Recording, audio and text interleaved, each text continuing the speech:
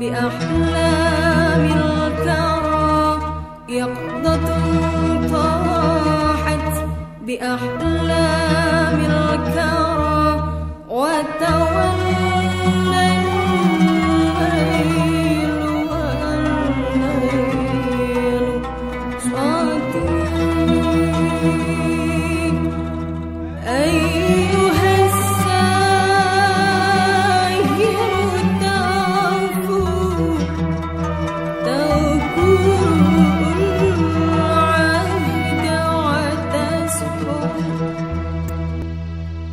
وإذ ذلك مجروح جد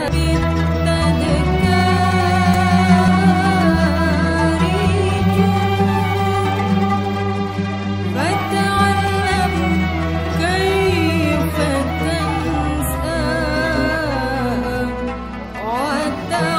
وتعلم كيف تموت وأفقنا ليت أننا لا نفيق يقظة طاحت بأحلام الكرى يقظة طاحت بأحلام الكرى وتولى الليل والليل صديق أيها الساهر تعفو تذكر العهد وتسكن وإذ ذلك مجروح جد بالتذكار فتعلم كيف تنسى وتعلم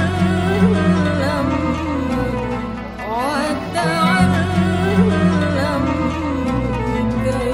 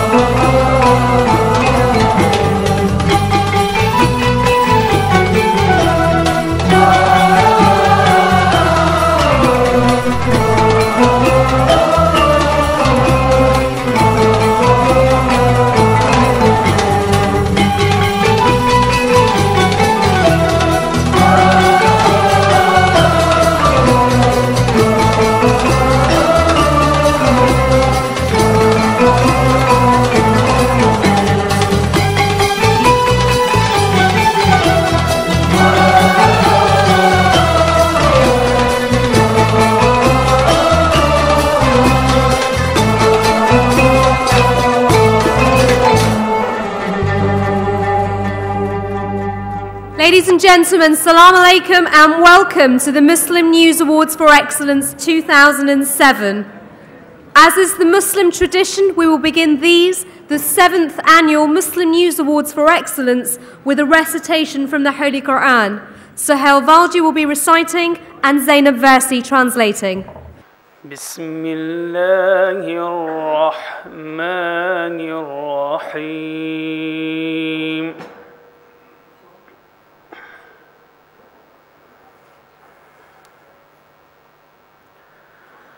Allahu la ilaha illa hu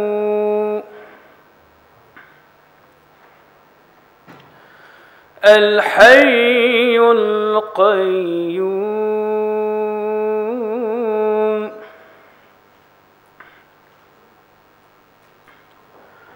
la ta'khudhuhu sinatun ولا نوم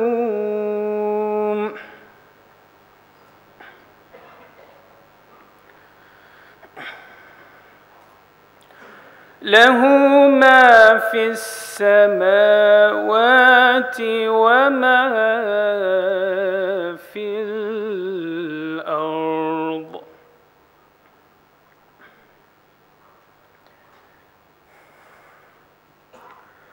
من ذا الذي يشفع عنده إلا بإذنه يعلم ما بين أيديهم وما خلفهم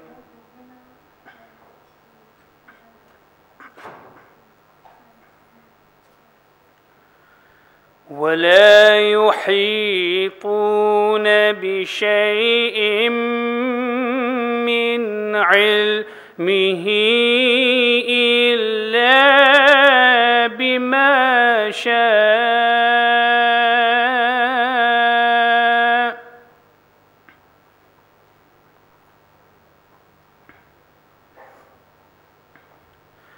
وسع كرسيه السماوات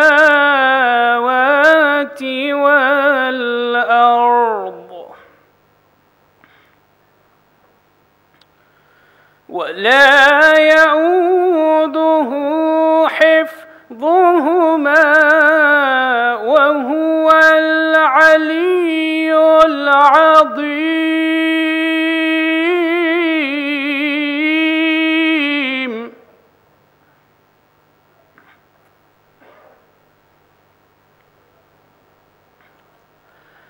لا إكراه في الدين قد تبين الرشد من الغي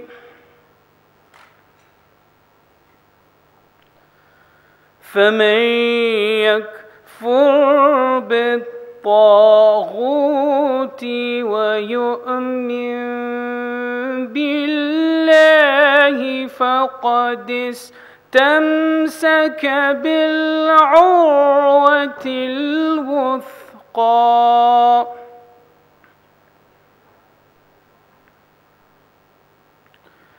لا انفصام لها والله سميع عليم.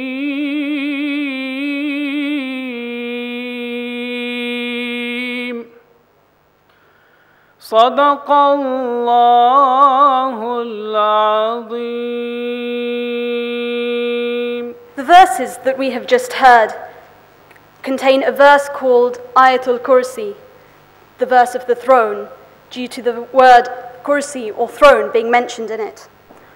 Although the Quran itself and every verse within it are of excellence, Ayatul Kursi is certainly one of the most excellent of verses. It mentions the names of Allah several times and thus acts as a remembrance of God, the Most High. It is taken from Surah Al-Baqarah, the chapter of the cow, verses 255 to 256. In the name of God, the most gracious, the most merciful. Allah, there is no deity but He, the ever-living, the one who sustains and protects all that exists. Neither slumber nor sleep overtake Him. To Him belong whatever is in the heavens and whatever is on earth. Who is he that can intercede with God except with His permission? He knows what happens to them in this world and what will happen to them in the hereafter. And they will never comprehend anything of His knowledge except that which He wills. His throne extends over the heavens and the earth, and He feels no fatigue in preserving and guarding them. And He is the Most High, the Most Great. There is no compulsion in religion. Indeed, the truth has been made distinct from the error. Therefore, Whoever rejects evil and believes in God, then he has grasped the most trustworthy handhold that will never break. And God hears and knows everything.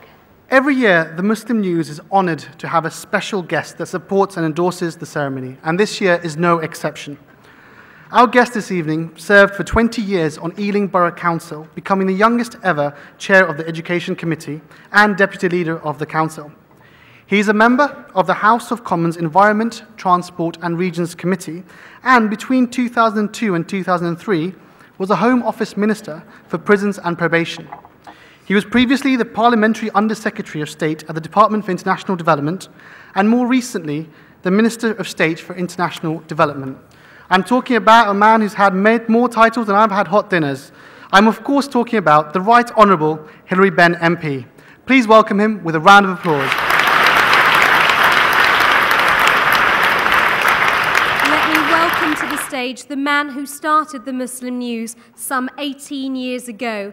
The man whose vision, coupled with his indeterminable hard work, has made both the Muslim News paper and these award ceremonies for excellence the success that you see today. The one, the only, Ahmed Versi.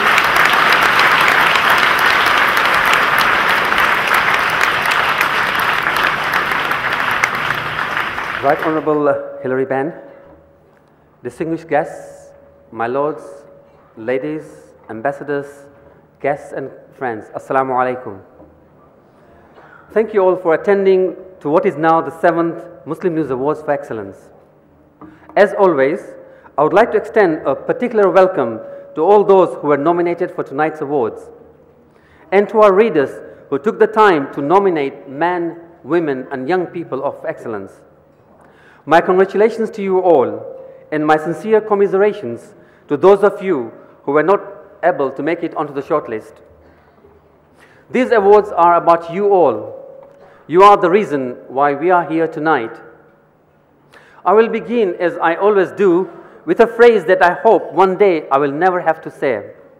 This has been another year, difficult year, in the life of Britain's Muslim.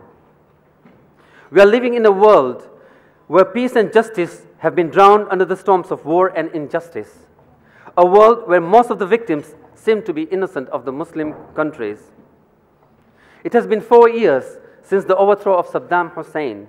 We have neither found the weapons of mass destruction, nor have we brought peace to that troubled country. On the contrary, thousands of innocent civilians are being killed every month. More than 1.5 million have been forced to flee. Iraq is now a major international refugee disaster for the country's neighbors, as well as a disaster for the country itself. We have failed, and it is innocent people that are paying the price. The innocent of Palestine continue to suffer under the occupation by Israel. We tell the world that we believe in, support and encourage democracy. However, when Hamas won the elections, we actively sought to undermine the democratically elected choice of the Palestinian people. Cutting off Hamas is like cutting off Sinn Féin. Unthinkable today, but it has taken the British people 20 years to learn that lesson. Hopefully, less time will be needed in the Middle East.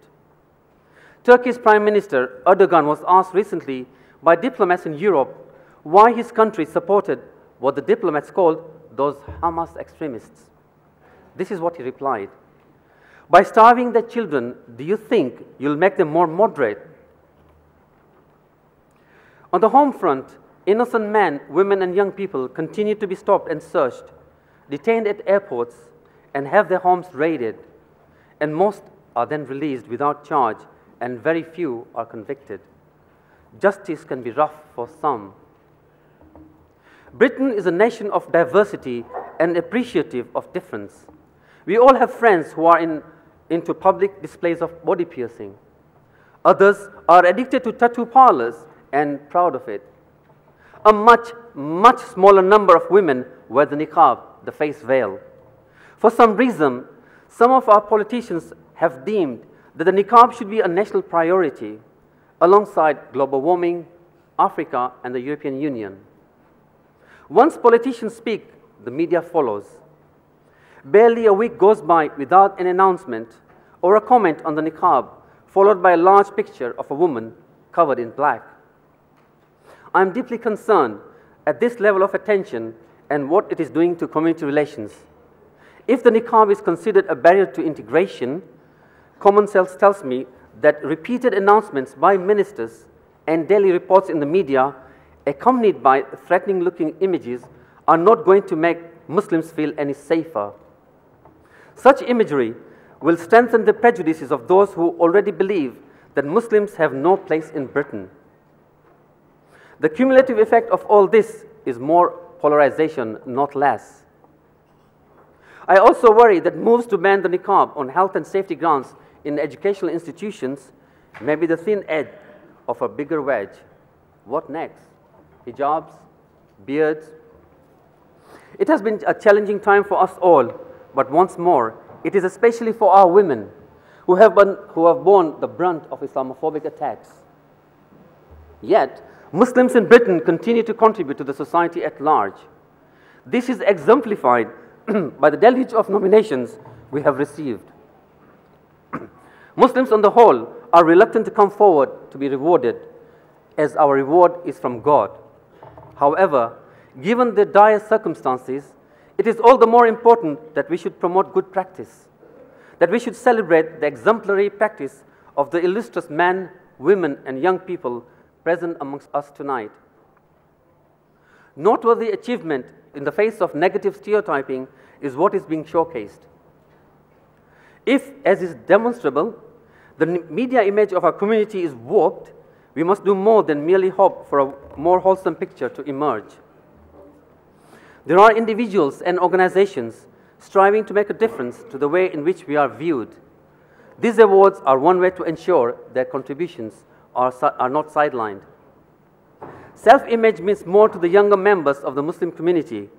Its impact on nurturing healthy identity is as indispensable as the need for relevant role models. If we fail to highlight what our community is accomplishing, we can be sure that others, for whom faith is academic, problematic, or irrelevant, will throw up less constructive but seemingly attractive alternatives. Once more, the Muslim News Awards for Excellence has brought together people of all ages, backgrounds, and disciplines to demonstrate to all, and to young people in particular, that vitality, dynamism, diligence, and reward are here in abundance. Joining us here today to celebrate this excellence is the Right Honorable Hilary Benn, Secretary of State at the Department of International Development. Hilary is no stranger in acknowledging excellence among Muslim communities and in promoting it in all communities through the work of DFID. He is working with various faith-based charities, including Islamic Relief, to alleviate poverty. DFID gives more than £5 billion in aid every year to help eliminate poverty in poor countries, helping to lift an estimated 3 million people permanently out of poverty. We are grateful for your support and glad that you have joined us today to celebrate Muslim contributions to the society. I'm also grateful to Faiza Hashimi, President of the International Islamic Women's Sport, who has come from Iran specially for the evening. Once again, I would like to extend a warm welcome to you all. Sit back and enjoy the evening. And now I would like to invite the Right Honorable Hilary Benn.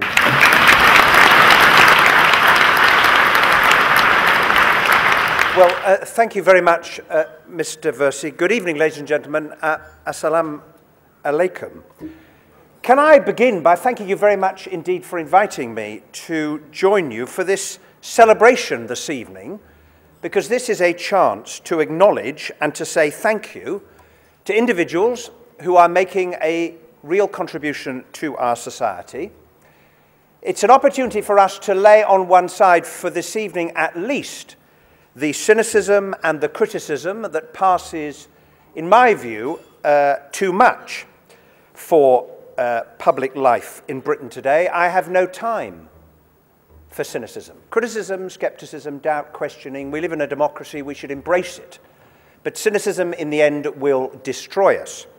And the reason I was particularly delighted to accept your invitation tonight is that this is a chance for all of you and for others who are watching this celebration this evening to hear about the Muslim community's enormous contribution to life in Britain and to the world. It's a chance to show that the people shortlisted this evening, and I congratulate every single one of you on the honour that Muslim News has bestowed upon you, those who win and those who don't. It's the people shortlisted who represent the best of your community and of Islam, rather than the names we hear about and read about in our newspapers far too much.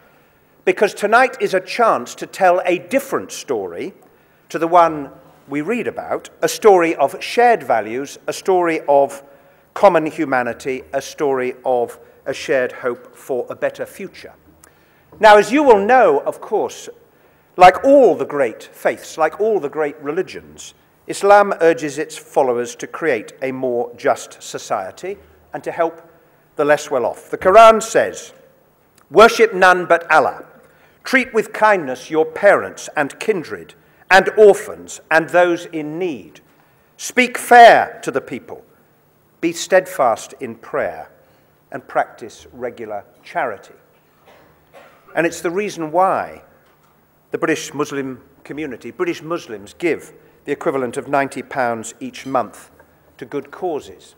It's why we have a big development programme in Britain. It's why the government is proud of the fact that we have increased our assistance to the rest of the world. Because I tell you very frankly that in this century we face a very simple choice in this world of ours, and we can move one of two ways in the course of the 21st century. Either we can be open to each other as a world, we can embrace multilateralism, by which I mean human beings working together to deal with the problems that the world faces.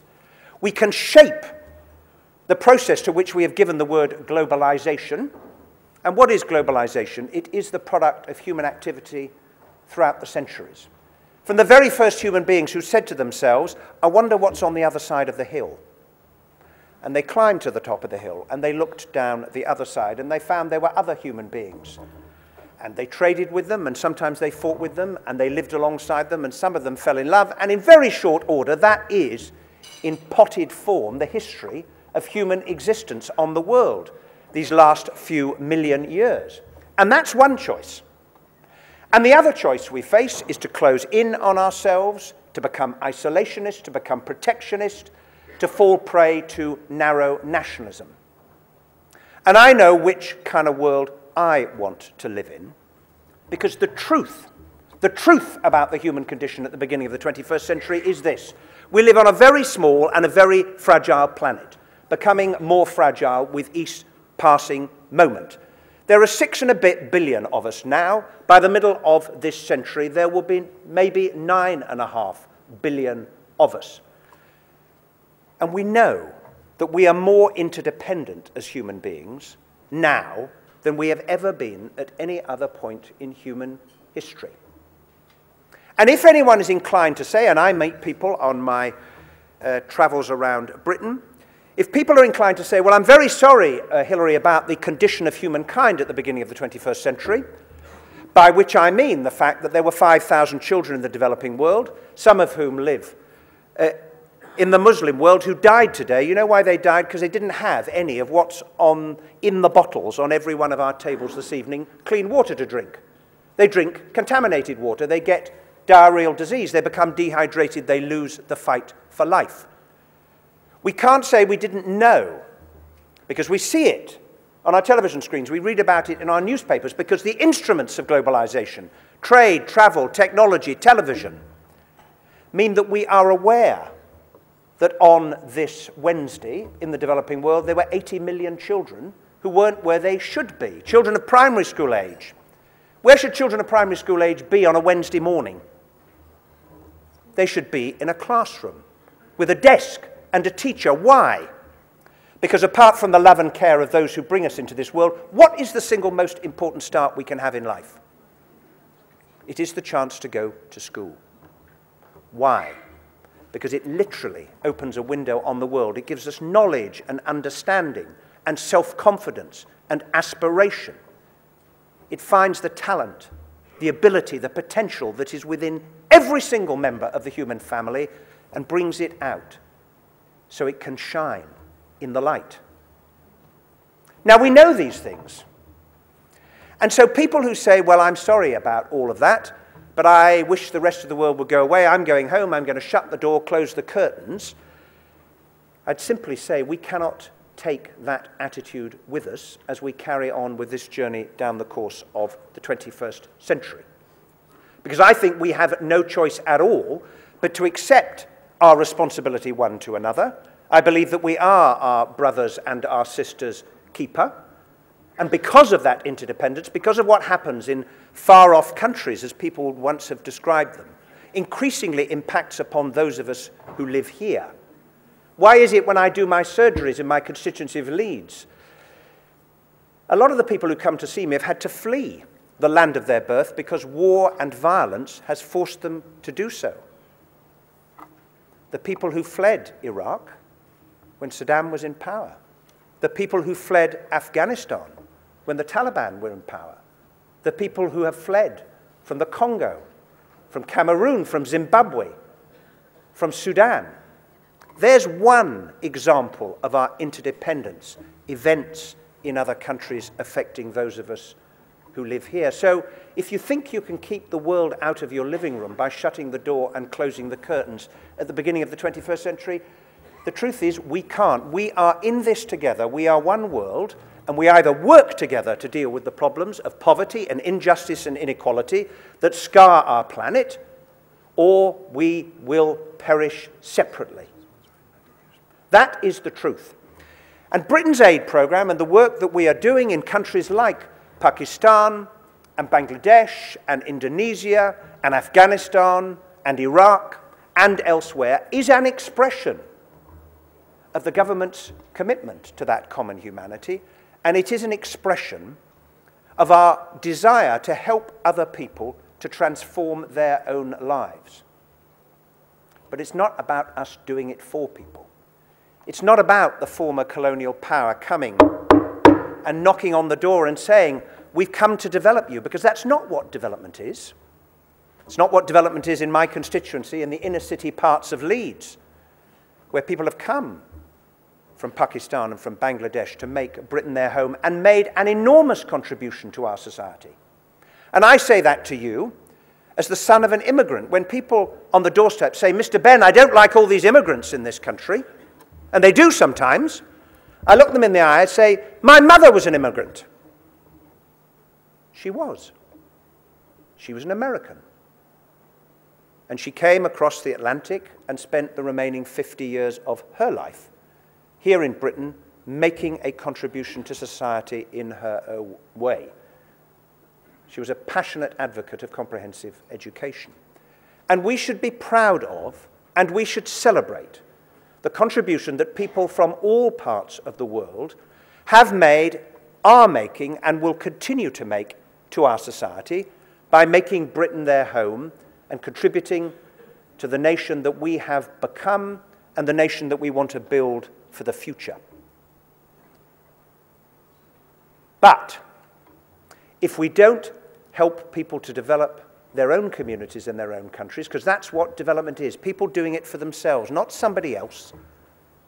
It's about what we put most of ourselves into. It's a very simple question. If you ask people, what are you proudest of in life? The answer is, it's the thing that we have put most of ourselves into.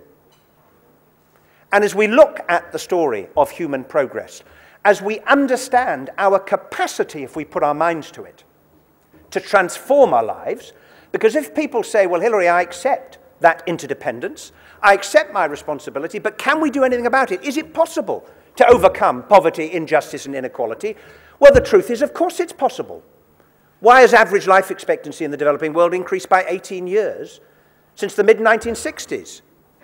Why is it that when Barbara Castle did my job, about half the people in the developing world could read and write, and now it's 3/4? How did we get rid of smallpox from the face of the earth 30 years ago this year? Why are we this close to eradicating polio from our planet? Because we put our minds to it. and it's the story of development in our country. Because if anyone doubts our capacity to change things, pause for a moment, go back 200 years in time, a time of enormous change in this country, because what's in the bottle on our tables was combined with fire to create a technology that transformed the world, gave rise to the Industrial Revolution. People moved from the rural areas to the towns and the cities in exactly the same way as in the developing world now. People are moving from rural areas to towns and cities, first in Asia and then in Africa in the next 50 years. Do you know where most people will be living?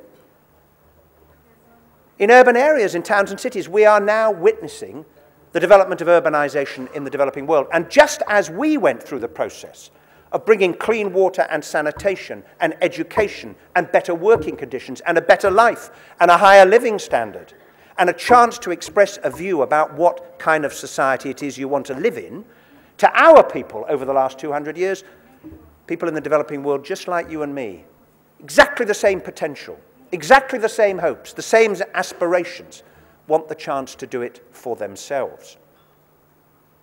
And as you mentioned, Afghanistan, and we are working there, I would just say that if you accept, like me, that no country can prosper or develop if every child doesn't have the right to open that window on the world by going to school, we should celebrate the fact that girls in Afghanistan now once again have that right, and we should be proud of the fact that as a country we are supporting the elected government in Afghanistan to ensure that girls continue to have the right of an education, because I believe it's a universal human right.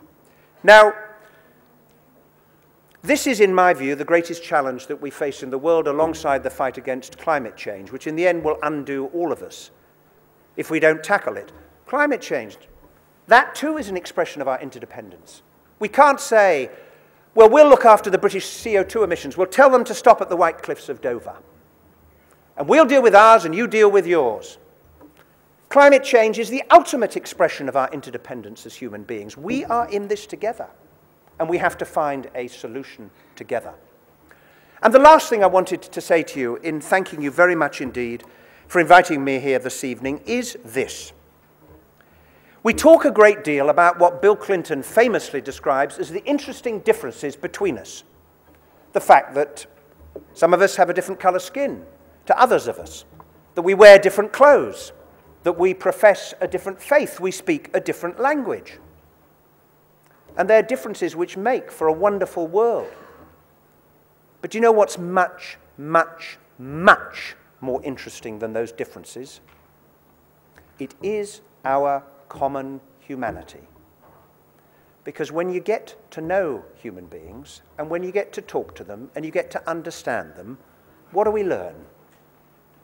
What we know in our hearts already, that inside we are the same. We have the same potential, the same hopes, the same desire to build a better world and to pass on something that is better than what we inherited to our children and our grandchildren. And as we come to terms with this interdependent world, as we come to terms with the growing diversity of British society, as we must, the person's words, in my view, we should remember more than anybody else's, are the words of Martin Luther King. Because do you remember what Martin Luther King said in the 1960s? He said, "I long for a world where we are judged not by the colour of our skin, but by the content of our character." And I'm sure it's true for you, because I know it's true for me. We would wish to be judged, would we not, by the content of our character, the kind of people we are, the contribution that we are making, the things that we hope for in trying to build a better world. And what we gather here tonight to do is to celebrate and applaud the character of all of you who have been shortlisted for these awards tonight.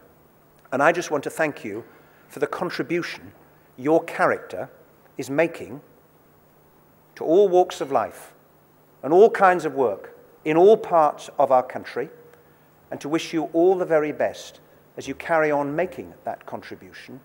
Because if we are to defeat cynicism, then the people we should prize more than anybody else are those who are doing something, big or small, to build a better world, so that when our time is done, we can look back and say, well, that's what we did to pass on something better to those who will come after us. Thank you very much indeed.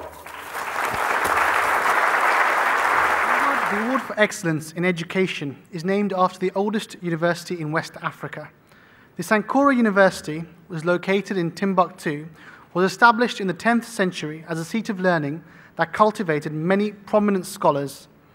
The university is a fine example of the untapped potential in modern Africa.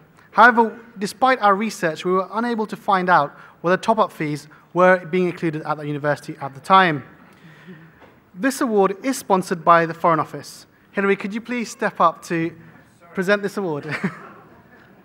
And the winner of the Sankora University Award for Excellence in Education is Zainabia Child Sponsorship Scheme. Zainabia Child Sponsorship Scheme is a UK charity founded in 1981 to eradicate illiteracy and poverty among Muslim children around the world. It operates under the auspices of the World Federation of Khoja Shia Ithna Ashari Muslim Communities. Sponsors commit to funding at least 1 year of a child's education. Often, they will sponsor the child's entire schooling. At present, more than 13,000 students are being sponsored, and to date, up to 60,000 have benefited from the scheme. Can I please ask Qasim Munji to come and collect the award on behalf of the ZCSS?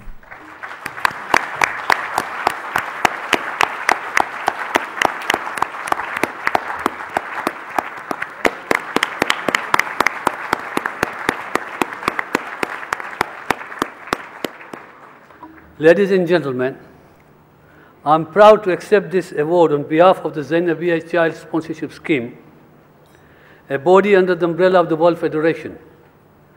Since its formation, the World Federation has embarked on many charitable schemes, including housing, clean water, digging of wells, health, and education.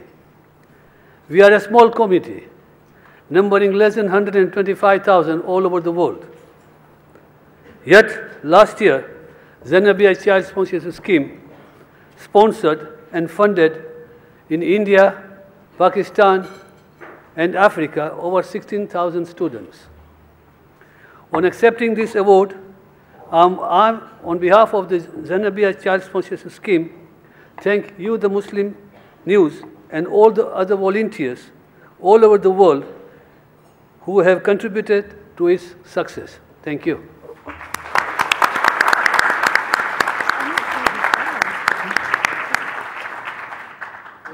Well, I'm proud on behalf of the Zainabia Child Sponsorship Scheme.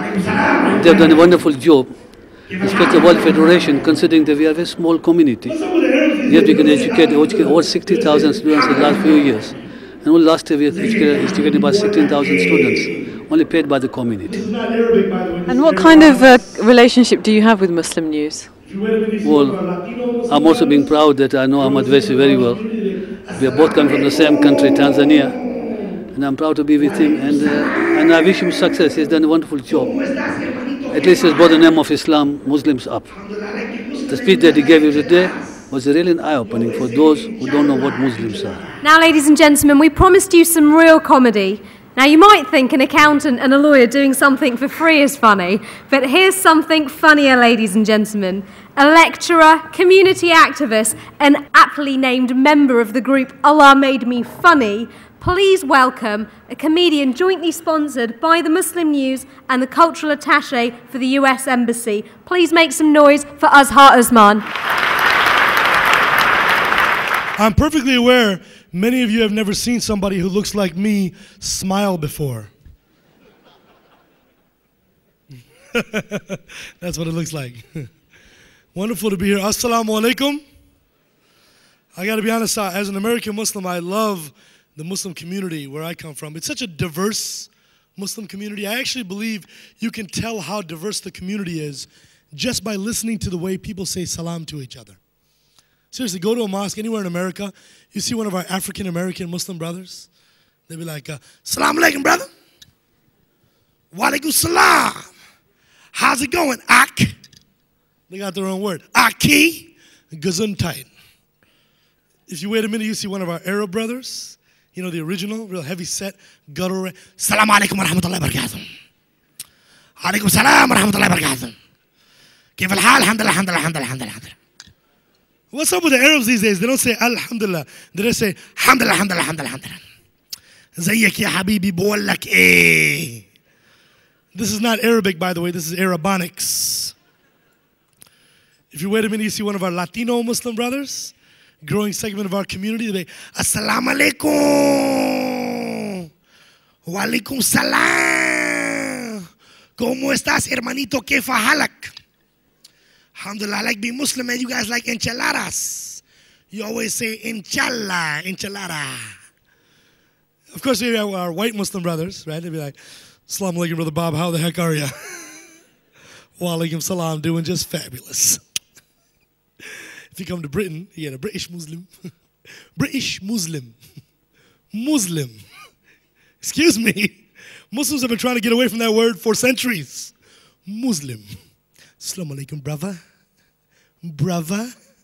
B-R-U-V-A. Brother. Of course, how can I forget my roots? The original. That's right. The Indian Pakistani uncle. You got to get the bobblehead going. Right? Assalamu alaikum wa rahmatullahi wa barakatuhu. Actually, I lied. That's not my favorite. My favorite of that is actually the nasalized Pakistani auntie. Yeah, you know the one who goes, Assalamu alaikum. Assalamu alaikum. What is that? It's not even a word. Assalamu alaikum. No, thank you. Salam to you. Assalamu alaikum. Man, I love the Indian Pakistani aunties. I got to be honest. Please give it up for the Indian Pakistani aunties. Come on. I'm telling you, the Asian aunties, they don't get enough respect. They don't get what they deserve. I actually believe that South Asian aunties can actually do a certain type of magic.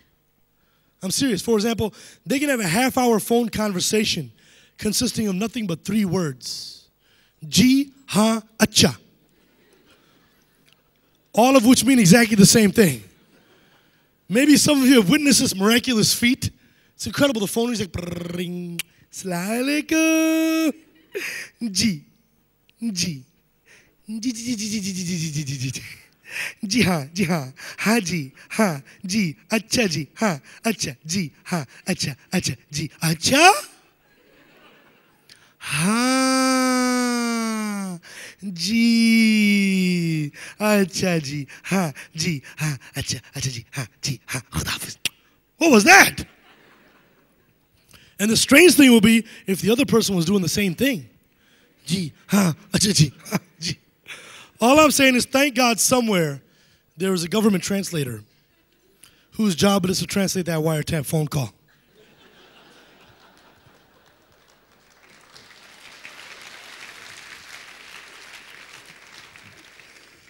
Some poor white dude in Langley, Virginia is holed up in an office with an earpiece like, yes, yes, yes, yes, yes, yes, yes, yes, yes, yes, yes, yes, yes, yes, yes, yes, yes, yes, yes, Khudafis. Boss, we got Al-Qaeda right here. That is way too many yeses for one conversation. These people are speaking in code. Government's doing a lot of interesting things. Some people have been keeping it under the radar. That's right, I've been paying attention. There was a big news article broke last year. I don't know if you guys saw the news. American mosques have been getting monitored since 9/11 for radiation. That's right, I'm not making this up. American mosques have been getting monitored since 9/11 for radiation. When the news broke, Muslims were upset. This is profiling, discrimination. Personally, I was kind of happy about it. I thought something would finally get done about the mosque bathroom.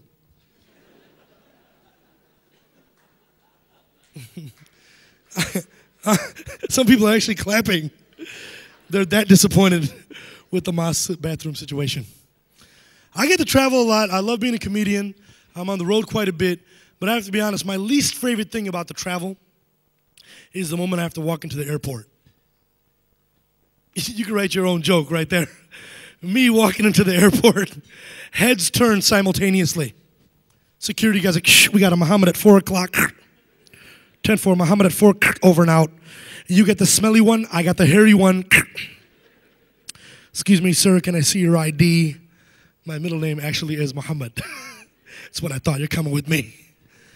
It's crazy, man. But truthfully, I do travel all the time. One of my favorite things to do, if I get the chance, is to go and visit the local mosque. Is we have a lot of little rinky-dink mosques all around North America. And it's beautiful, but the truth of the matter is, I have to tell you, I've been to over 100 mosques across the face of the earth. And I have yet to go to a mosque that has a sound system that works. You've all experienced the same thing. I don't know what it is. It's a big conspiracy of all the sound system manufacturers. Let's give them all the defective merchandise. It never works out for us. What happens? Every Friday, you show up at the mosque, right? The guy starts talking. Next thing, it's like, hello, hello, hello, hello, hello, hello. Hello, hello. Sisters in the dungeon. Sisters in the dungeon, can you hear me? Hello. Yeah, only the ladies are laughing. All the men are like, what are you talking about? Shame on you. It's true, the way our sisters get treated in some of these mosques, let's be honest, conditions are deplorable. Of course, that's if they're allowed into the mosque. Some of them are like, oh no, sorry, actually a men's social club. Keep it moving. Keep it moving. Have you noticed that for some reason, if you grew up in the subcontinent, you're not able to say the letters V and W correctly? It's a strange mystery. You count to 5. 1, 2, 3, 4, 5. Fao? How do you spell Fao? I heard you got a new car. It's a van. What kind of van is it? Volkswagen. I got it in Vancouver. Hey, by the way, you know it's supposed to be pronounced Volkswagen, right? Whatever. Whatever. I had this Pakistani friend in college. He used to actually say, whatever, dude. He took the most American expression possible, whatever, dude, and he turned it into, whatever, dude. He was pretty funny. I got to be honest, people, I love being in Europe. Thank you for having me. Give it up for yourselves for inviting the comedian from America. I love being here. I love being in Europe. It's a totally different vibe here than it is in America. You know, I walk down the street in the United States, people give me dirty looks just for being a Muslim. So sometimes it's kind of nice to be hated just for being an American.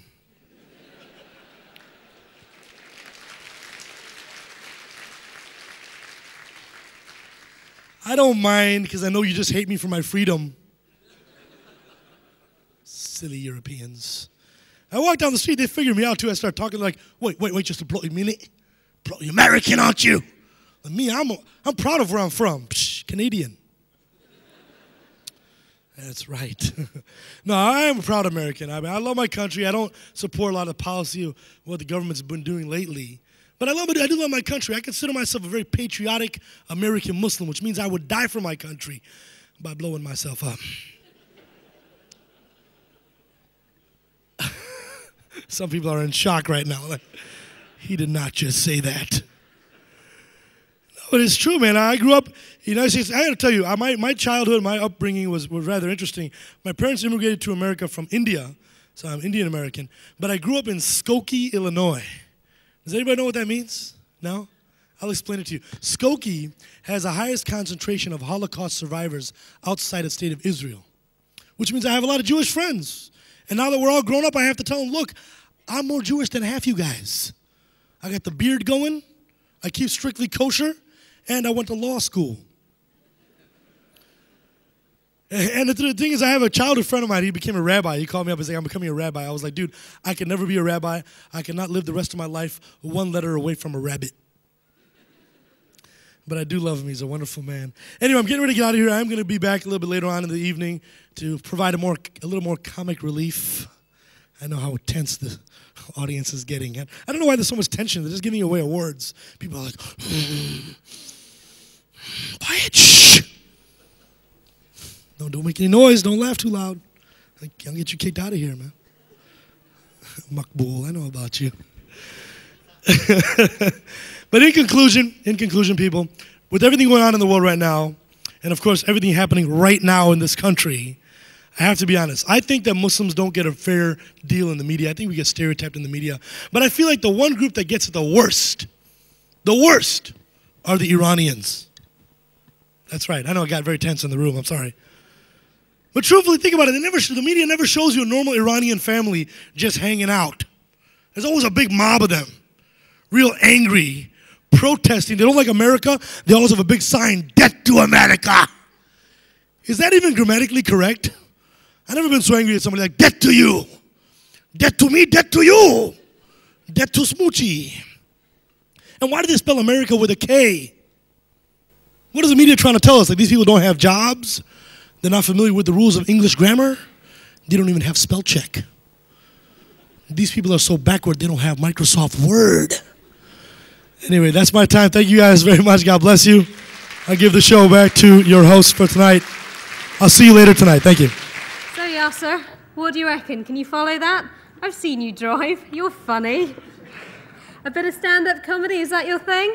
Well, ladies and gentlemen, you can clearly see I can stand up. The comedy bit, not quite sure. That's all right. It can't be that fun. It can't be that difficult, can it really? Well, it's a really tough crowd here tonight, actually. So I'm going to move swiftly on. Good idea. The next award tonight is the Ibn Battuta Award for Media.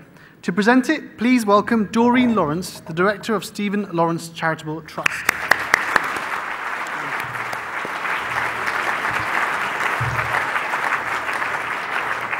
Ibn Battuta was an explorer extraordinaire. His travels in the 14th century spanned many a continent, and he took in the sights of Syria, Egypt, and Palestine. He recorded his adventures in the travelogue entitled A Gift to Those Who Contemplate the Wonder of Cities and the Marvels of Travelling. What an enticing read. Over to Doreen. And the winner of the IBN Bhutto Award for Excellence in the Media is, if I'm pronouncing it correctly, is Zabria Malik. Zubaydah Malik is a reporter for Radio 4's Today programme and BBC's Newsnight. She covered the case of 3 British men jailed in Egypt for their membership of Hizb ut-Tahrir and is the only reporter to interview the alleged mastermind of 7/7 who was arrested in Pakistan and tortured before being found innocent. She has reported extensively on the so-called war against terror, travelling to Saudi Arabia, Afghanistan, Nigeria, Pakistan, Israel, and Palestine. She made a groundbreaking series on child crack cocaine dealers, and her interview with 16-year-old Bobby Kelly, allegedly kidnapped by Jesus Christians, led to charges being dropped against the group. I am honestly very, very surprised. The other candidates were so great and I was rooting for them, and I don't have a speech prepared at all. But I just want to say thank you so much. This means so much to me because it's from my own community and you're like a family to me, and so thank you very much.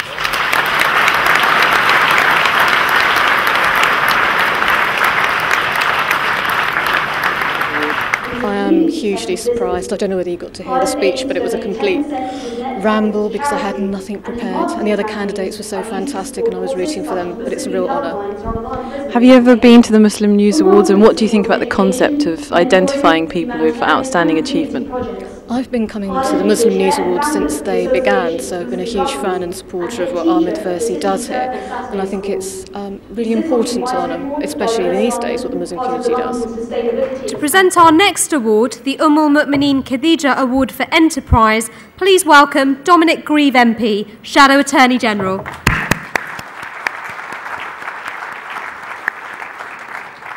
Mu'mineen Khadija was aptly titled the Mother of Believers. She was the wife of the Holy Prophet of Islam. A successful entrepreneur, she was renowned for her integrity in business and a wonderful female role model. Well, thank you very much, and it's Assalamu alaikum. It's a great pleasure to give this award. I sort of got to know Muslims more and more over the last 3 or 4 years, and started reading the Quran and sort of learning things, I've always had a sort of particular soft spot for Khadijat because she was a very down-to-earth lady. There's a long tradition in Britain of men marrying older women who have moulded their lives. So perhaps she is the prototype British wife of the 19th century. You read about her, about such people very much in our literature. So it's a great pleasure to give this award, and I've just opened it, and it says the winner is Khalid Sharif. Khalid Sharif is Managing Director of Ummah Foods, which he founded in 2004. Ummah Foods produces halal chocolates and is a community-centered business. Khalid aims to donate 10% of his net profits to charity, and his marketing campaigns are used to support causes such as Muslim Youth Helpline's Ramadan Prisoner campaign. Ummah Foods supports education, mentoring, humanitarian and community projects. Khalid is the chair and founder of the Association of Muslim Governors and head teacher of the City Circle Saturday School. He sits on the advisory board of Diverse London, part of the London Sustainability Exchange, and his company is a signatory to the Mayor's Green Procurement Code.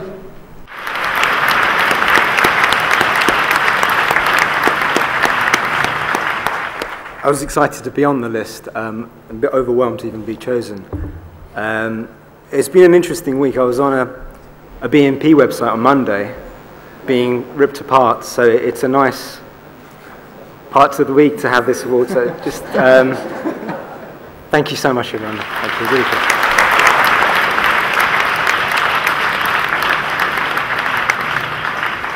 I'm really overwhelmed. I was happy to even be on the list, get invited to this event, and I think I'm just overwhelmed to even to get this far to win it. So I'm just in absolute shock at the moment, to be honest. Okay. Have you ever been to any of the Muslim News functions, and what do you think about the recognition that they give to people for their input into the community? I've never been to the event before. I think when I walked down the stairs, it dawned on me that this was no ordinary event. It was quite a big event, and a lot of people there, and I was really happy that we are recognising the Muslim community, because unfortunately there are a lot of negative role models there, and they're amplified by the media, and it's so nice that someone is going out their way to try and recognise the work that's been done by Muslims around the UK. Now on to the next award of the night, the Al-Biruni Award for Community Relations.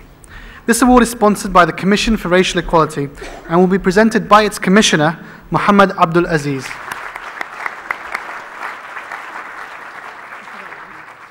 This award's namesake was an accomplished astronomer and mathematician. Additionally, he unreservedly condemned acts of intolerance purportedly taken in the name of Islam. He exemplified the Islamic teaching of respecting other faiths, a particularly poignant message in these trying times. Bismillah, assalamu alaikum. It should really be the chair of the CRE, the Commission for Racial Equality, doing this, Professor Kay Hampton. Unfortunately, she can't be here today, and she sends her apologies. I know that she would have loved to have been here tonight. Anyway, I'm very pleased to be here for three reasons. First, it's a great honor to represent an organization like the Commission for Racial Equality here tonight. Second, it's a great honor to be here at such a wonderful event. And thank you to Ahmed Versi for making it happen again. And third, it's an honor to be presenting an award in the name of Al-Biruni, certainly one of my favorite scholars, Muslim scholars. Not least, and I wanted to emphasize this, because of his work on religious intolerance. Anyway, without further ado, the winner of the Al-Biruni Award is Wasim Yaqub.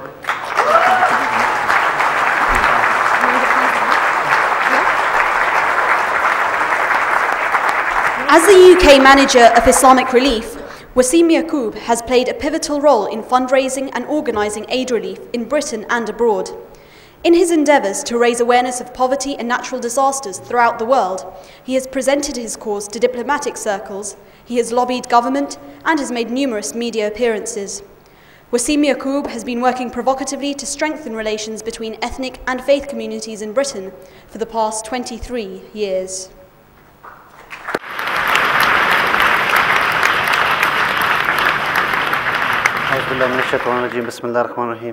Dear sisters and brothers, respected elders, Assalamu alaikum wa rahmatullahi wa barakatuh. It's wonderful to see the people here, and I just don't know how I'm going to get round to every single table to say hello to everyone. Just very quickly, because I know the seconds are ticking. First of all, I want to thank the Muslim News for doing such a wonderful award ceremony and getting the public involved, and so I really appreciate that.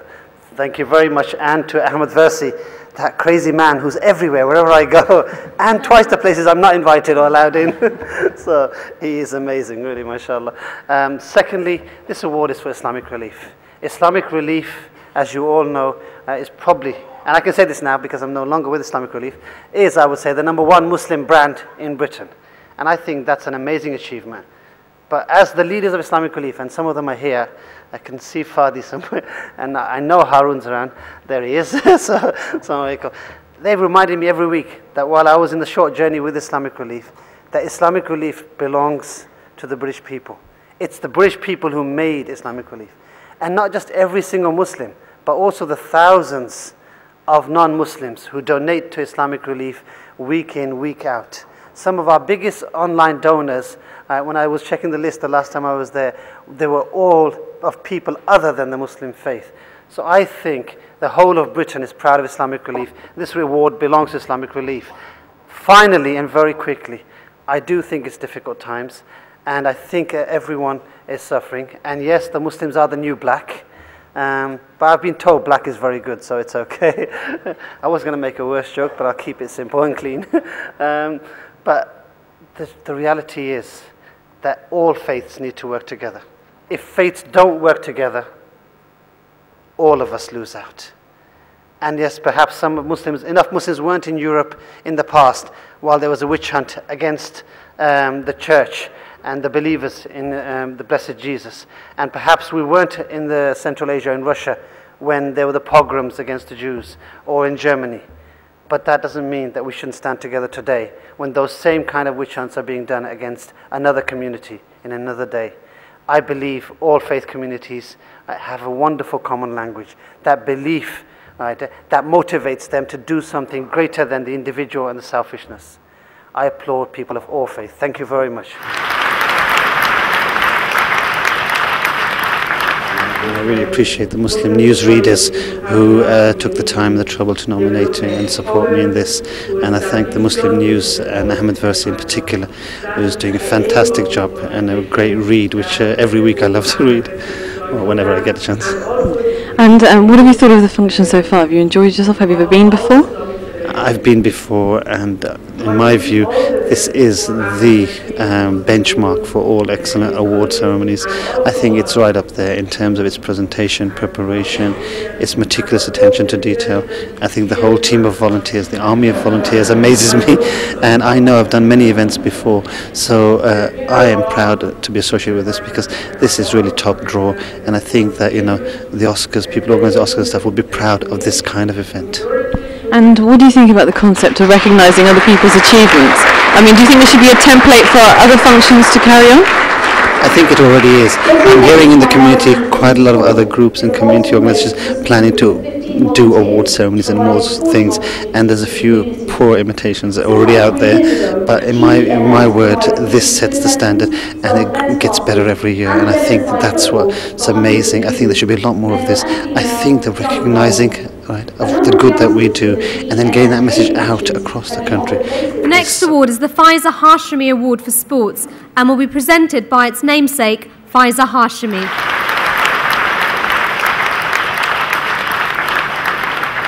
Faiza seems to have done it all. She was a politician, a newspaper editor, and has actively campaigned for women's rights, especially winning the right for Muslim women to participate in the Olympic Games wearing Islamic dress. She is currently the president of the Islamic Federation of Women's Sport. Bismillahirrahmanirrahim. It is my honor that I am here, and this award has been named according to our activities in Islamic Federation of Women's Sport. What we as Muslims is being suffered in current universe is the existence of injustice and oppression against Muslims in the world. And it is my wish, and I am sure that it is the wish of all Muslims, to see a day that Muslim society would have enough unity, development, power to establish justice in the world, inshallah. That it is the aim of this organization that who Ahmad Versi try for that, and also it is the aim of our Islamic Federation. I wish all the best for Ahmad Versi, Muslim News, his colleagues, and also all of you. And now the winner, and I hope the winner is be a woman, but I don't think so. The winner of Faiza Hashemi Award for Excellence in Sport is getting ethnic minorities into sport.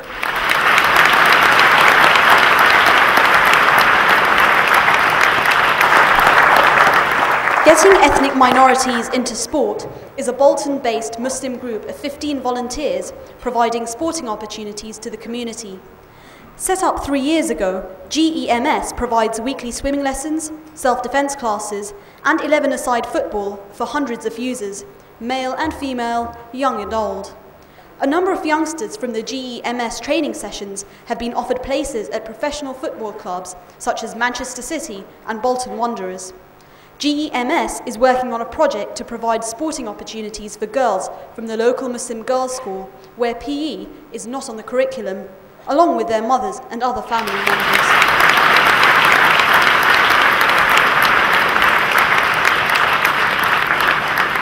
Assalamu alaikum. Totally unexpected, but all I'd like to say is that this award is for the group as a whole, although I chair the group.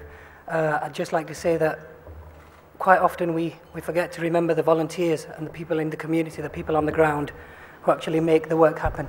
So this award, I'd like to thank the Muslim News for awarding GEMS this excellent gift on behalf of the volunteers and the community of Bolton. Thank you.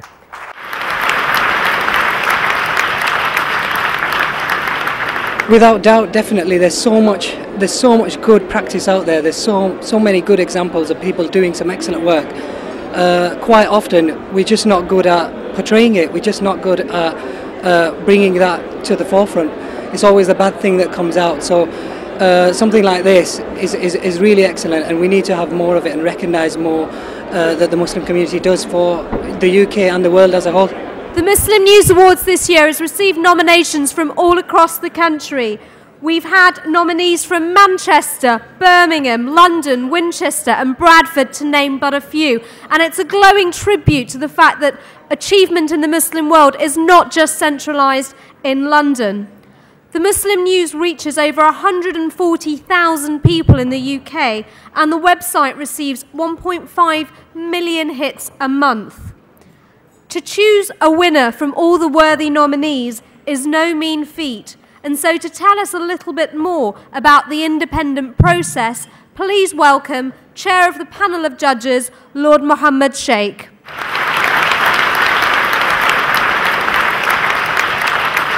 Bismillahirrahmanirrahim. My Lords, Your Excellencies, ladies and gentlemen, Assalamu alaikum, good evening. As the peer and chairman of the Conservative Muslim Forum and the Ethnic Diversity Council of the Conservative Party, I speak at numerous meetings and I stress and reiterate the contributions made by the Muslims to the advancement and well-being of this country. I also refer to the fact that Muslims in this country have achieved outstanding success in every walk of life, including in the field of business, professions, academia, sports, science, and medicine.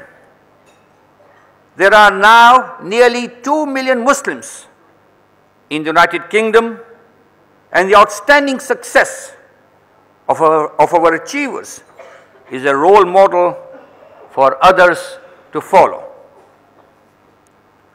Our glorious religion has a history which goes back over 1,400 years, and the Muslims have created vast empires and at one time led the world in the field of astronomy, medicine, mathematics, optical science, and irrigation. This culture of hard work and innovation has been inherited by Muslims who are here today and also are in the country doing a splendid job. I was therefore very pleased when I was asked by Brother Ahmed Warsi to be a member of the panel of judges to choose the winners of the awards for excellence this year. The panel of judges comprised 3 men and 4 ladies, which included 1 non-Muslim. The names of judges are incorporated in tonight's brochure and are also, I hope, on the screen in front of you, or they should be. In November 2006, the judges met for a working dinner when we were handed all the nominated entries and we discussed the judging procedure and criteria. We have been ably assisted by a coordinating committee who are independent of the Muslim News newspaper and who have dealt with all the administration. The judges are all volunteers and are also entirely independent of the Muslim News and the sponsors. After the initial meeting, each judge read every entry carefully and drew up a short list of winners. This short list comprised their top 3 nominations for each category. The names were submitted to the coordinating committee, who gathered all the details and prepared the list of nominees who were shortlisted by the judges. The panel of judges then met again in January 2007, and at this meeting there was a full discussion and we agreed on the winners and the 2 finalists. In certain categories, there were outstanding nominees and the names of winners were quickly agreed, whilst there were other entries where there were discussions at some length and consensus was achieved to everyone's satisfaction. I would like to stress that the standard of entries were very high and the judges were impressed by the quality of the nominations. The names of the shortlisted nominees are in the brochure, you may have seen them, and some of the winners have already been declared. And for other awards, these will be announced by the presenter of each category. On behalf of judges, I would like to congratulate all the winners and everyone who is shortlisted, and I'm sure that all of them will have the pride and satisfaction that their achievements have been recognized by an independent panel of judges. Thank you.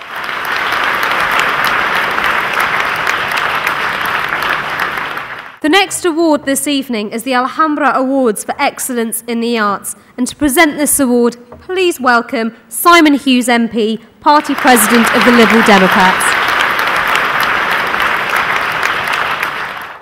Unrivaled for its aesthetic and architectural splendour, the entire city of Alhambra has been declared a national monument, with some of the most elegant examples of Islamic calligraphy and artwork integrated into the fabric of the city. Assalamu alaikum. I was going to make a longer speech in Arabic, but having heard Askar Osman makes such fun of everybody who spoke Arabic from any part of the world, I thought that was absolutely beyond what I would do. So I will continue in English, and I'll speak to him privately afterwards and do a deal with him before I make a public performance. But I'm really privileged to present this award. It's a privilege to be here and be with you. I'm very grateful for my copy of Muslim News every week. Just a warning, the politicians are getting ready. You're likely to get many more letters from politicians in future. I hope you'll survive that. But the Alhambra symbolizes one thing that I hope we all remember, that Islam is as much a part of this continent's history as of the history of other continents. And we sometimes forget that. And it's very important everybody in this country understands that. And the Alhambra epitomizes what a fantastic contribution in the arts, in architecture and the visual arts Islamic tradition has given. I'm privileged to be the MP for the Globe Theatre reconstructed and the original, for the Tate Modern, and for beautiful cathedrals just on the South Bank. And I saw our sister earlier on say how important it was that sport was a way of dialogue and understanding. Well, so are the arts. If there's ever a way that can lead to a respect and understanding of other faiths and traditions, then the arts, literature, architecture, the visual arts, and the traditions are one of those. So thank you very much for sharing that. Thank you for the ceremony. And I observed to our sister earlier that at least 2 of the people in the final in the arts section are women. Rightly so, women are, of course, the majority, and we men should never forget it. I'll open the envelope. The winner of the Alhambra Award for Excellence in the Arts is indeed a woman, Shaheen Ahmed.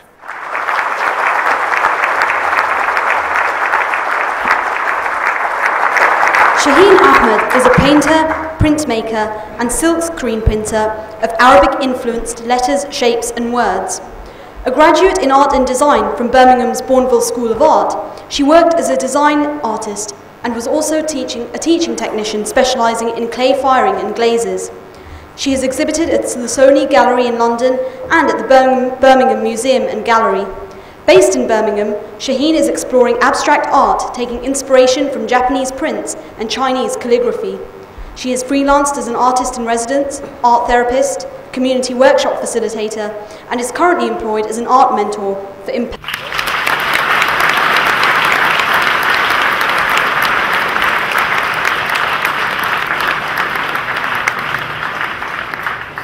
I also haven't got a speech ready, but I'm quite happy to say that. And I'd like to thank Saeed, my husband, and my father.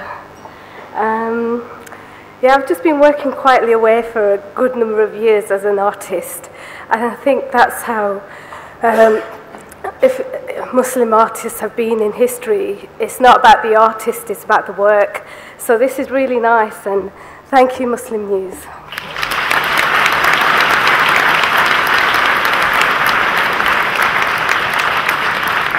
I'm still in shock, actually. I'm a bit surprised, yeah. I think I thought the other nominees were, much more ahead of me, so I am quite shocked, actually. For this award, the judges have awarded a joint winner. So Simon, could you please do the honours? Unique privilege to announce 2 winners, and the second joint winner of the Alhambra Award for Excellence in the Arts 2007 is Karama Holistic Arts.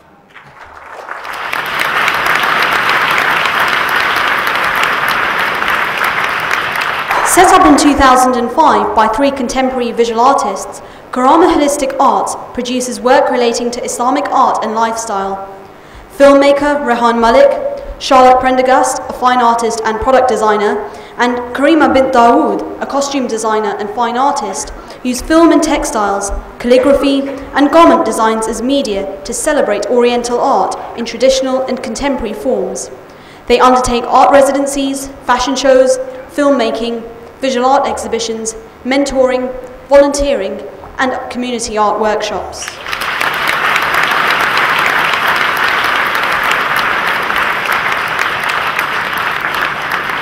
Assalamu alaikum wa rahmatullahi wa barakatuh. A'udhu billahi minash shaitanir rajim.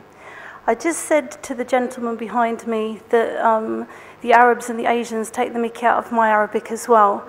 My mum's English and my dad's from South Africa, so you're going to have to bear with me with my funny alhamdulillah. But all praise is due to Allah that we're here. And Islamic art is a very, very important medium to communicate what Islam is to Muslims and to non-Muslims. I've just completed a residency at Leighton House Museum in Holland Park, and to be a female Islamic artist in, oh, I just have to say, anybody got a problem with my communication with the niqab on?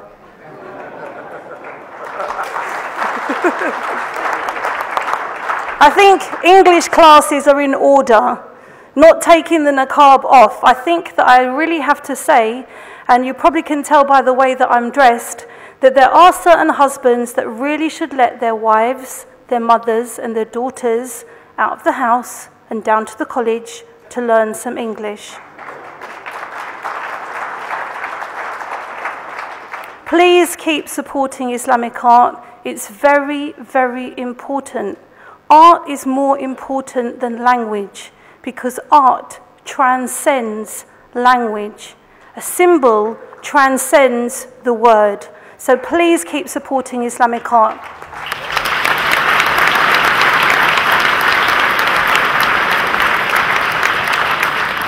Representation of Muslim people, any form of representation is important, and representing Muslim people, redefining spaces, positive spaces for Muslims is so important. I can't stress how important it is, mashallah. So this award is amazing. I just wish it could be on BBC One and ITV and this sort of thing, just to show people how fantastic the effect of Islam is on people. The Anne-Marie Schimmel Award for Championing a Muslim Cause is sponsored by the Husseini Islamic Centre in Peterborough and will be presented by Dr. Abdul Bari, Secretary General of the Muslim Council of Britain.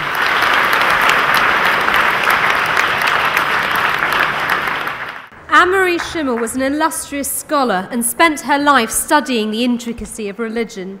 Even in the face of deep criticism, she never faltered from her beliefs, and although not Muslim herself, was often heard to be supporting Islam against misperceived and misfounded attack. She's widely published, including translating some of the most beautiful examples of Islamic poetry. Bismillah, alhamdulillah, wa salatu wa salamu ala rasulillah. Ahmad Versi, the star of tonight. Muslim News, colleagues, lords, ladies, excellencies, brothers, sisters, assalamu alaikum, peace be with you. I think Ahmad Versi has initiated a process which is now being followed by some other Muslim organizations and other communities. So thank you very much, Ahmad. Now, I'm really privileged to be in here to hand over this award on the Anne-Marie Schimmel, because Anne-Marie Schimmel stood up against bigotry, intolerance, and she spoke in the language of understanding and dialogue. And when Muslims and the Western academia had difficulties in the late 1980s, she stood up, she spoke for sanity. And I think she is a unique personality in the Western academia who tried to understand the religion or the culture or the belief of more than 1 billion Muslims across the world, the Muslim communities in the Western Europe. So I think nowadays there is some open season by some politicians, by some media to just go Muslim bashing.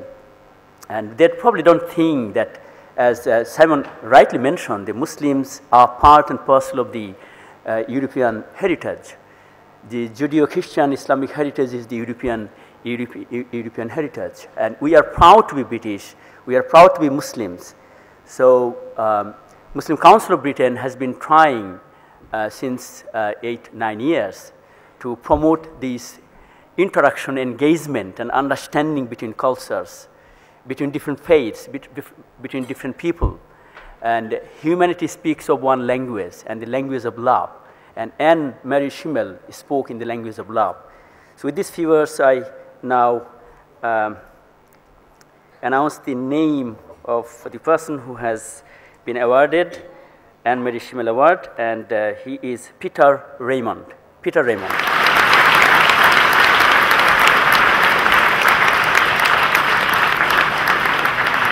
MBE is a founding trustee of the Foundation for Science, Technology and Civilization. Based in Cheshire, he also chairs FSTC's Muslim Heritage Awareness Group, which aims to raise global awareness of the importance and relevance of Muslim heritage and its contribution to contemporary civilization. In 2003, he chaired a conference on Islam and science, organised jointly by FSTC and the British Association for the Advancement of Science. Last year, he organised a one-day conference on Islam and astronomy in conjunction with the National Maritime Museum. The popular website muslimheritage.com was facilitated and supported by Peter Raymond.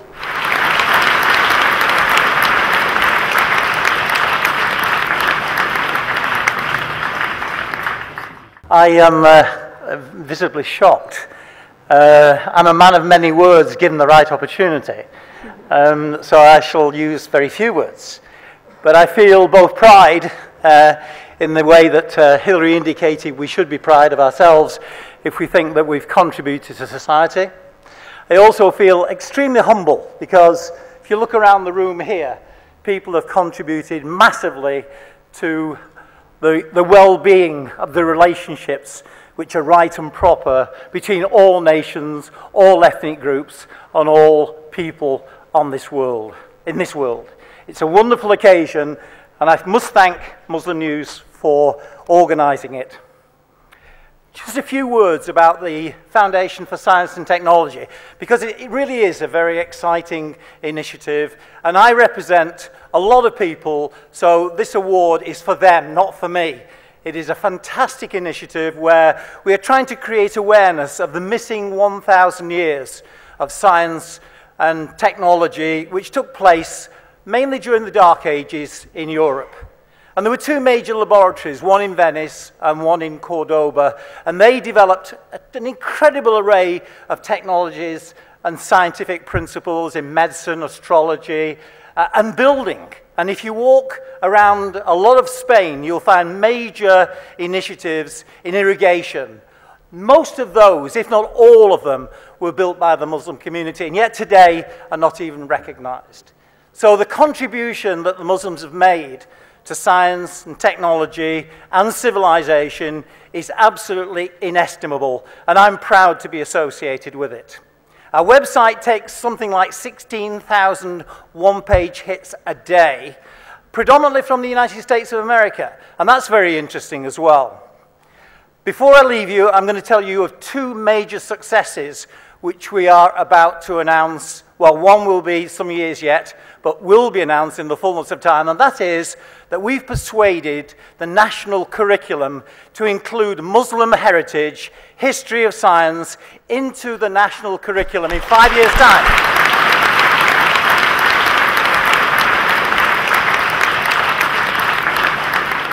I think that's a wonderful achievement, and we're now trying to persuade them to include other parts of Muslim heritage, not just science and technology.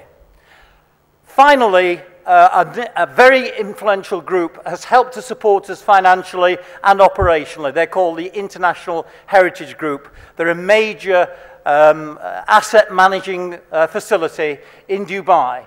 And they've helped us enormously, and we're just about to negotiate at the interface between the British biotechnology venture capital community and Dubai a major deal whereby £200 million will be made available for investment in science and technology, but predominantly in biotechnology, in stem cells, in the development of vaccines, and in the development of drugs. And again, that's come as a result of the Foundation for Science and Technology. Again, I think a wonderful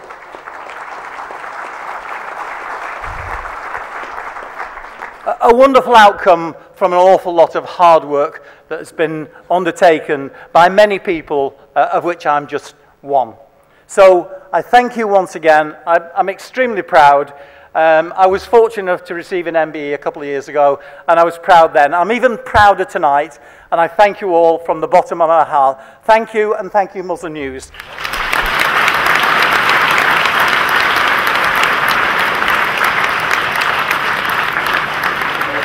I'm just emotionally drained. I think it's a marvellous acknowledgement of the work that the Foundation for Science and Technology has done. We're going to do a lot more work, and as you heard tonight, we are already influencing the national curriculum to include Muslim heritage in the national curriculum in 5 years' time.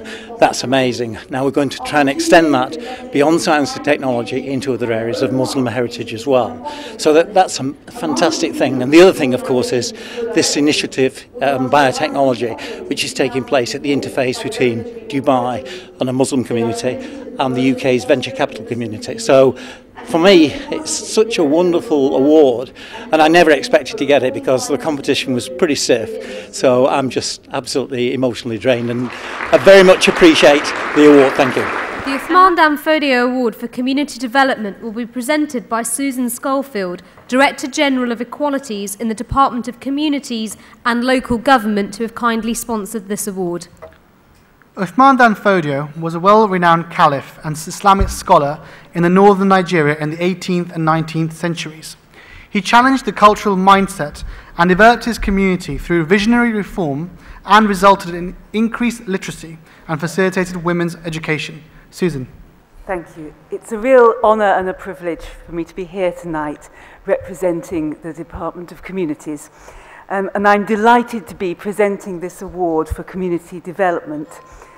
The government is utterly committed to a cohesive society where everyone feels a sense of belonging, a sense of inclusion and shared British identity defined by common values, opportunities and respect.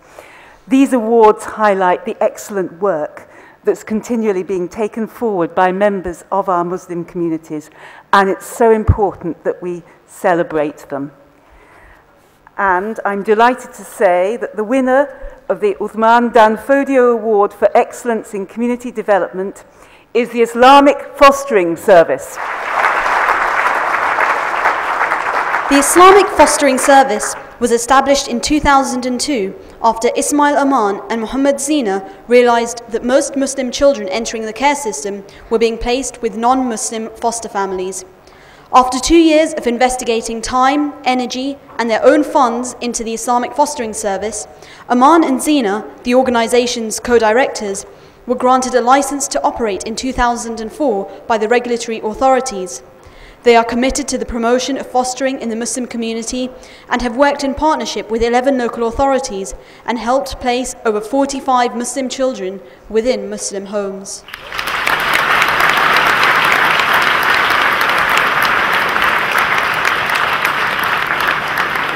Bismillahirrahmanirrahim. Respected guests, my seniors, brothers and sisters, it gives me great pleasure in accepting this award. Actually, it's one of those awards which I really wanted to win for the agency. A lot of hard work has gone into it, but not because of any personal motive, but because the issue of fostering is really important. We've been running a campaign to place people of children of faith in faith families. This award is, in fact, for me, and I hope for many of the politicians who are here today, recognition that children of faith, wherever possible, should be placed with families of the same faith.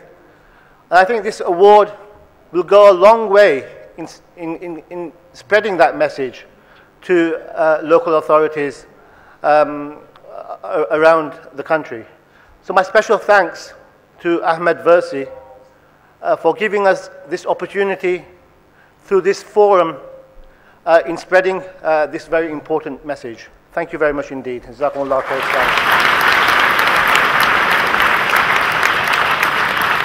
I'm very proud indeed. I think it's really going to give us an opportunity to expand our work. We've been doing a campaign. It's really, really going to help that campaign. I think Muslim News has given us that opportunity to spread that message, around the nation. Again, the judges have found joint worthy winners for this award. So Susan, could you please tell us who the joint winner is? And I'm delighted to say that the joint winner of the award is Pari Rashid.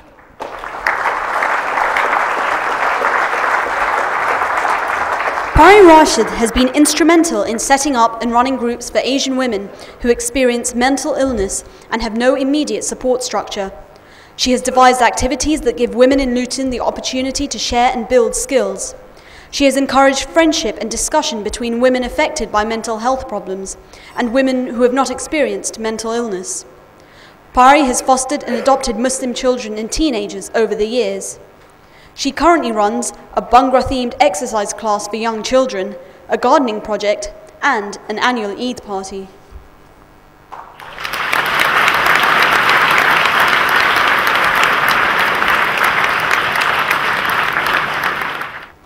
Bismillahirrahmanirrahim. Assalamu alaikum. I'm really surprised to receive this award. I don't think I deserve this. Thank you for Muslim News, and special thanks to Ahmed Varsi. Going back a few years ago when I first started this work in Luton, I think it was known that Muslim women, average Muslim women, get beaten up by their husbands and they're not allowed to go out, and we proved it wrong. Average Muslim women, they are part of the community, they do go out, they do enjoy themselves, they do have a life. And apart from that, they bring up the next generation. I would like to say thank you to Muslim News.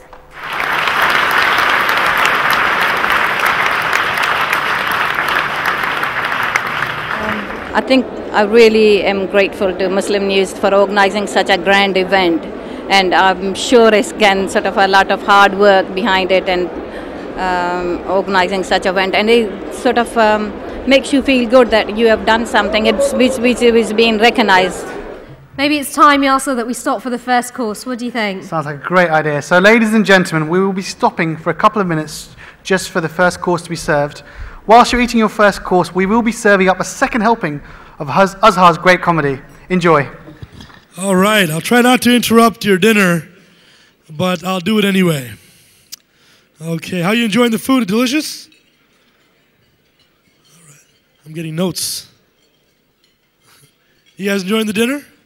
Good stuff? You people are very lucky that Muslim News got to pick the menu, because I would have served you all biryani.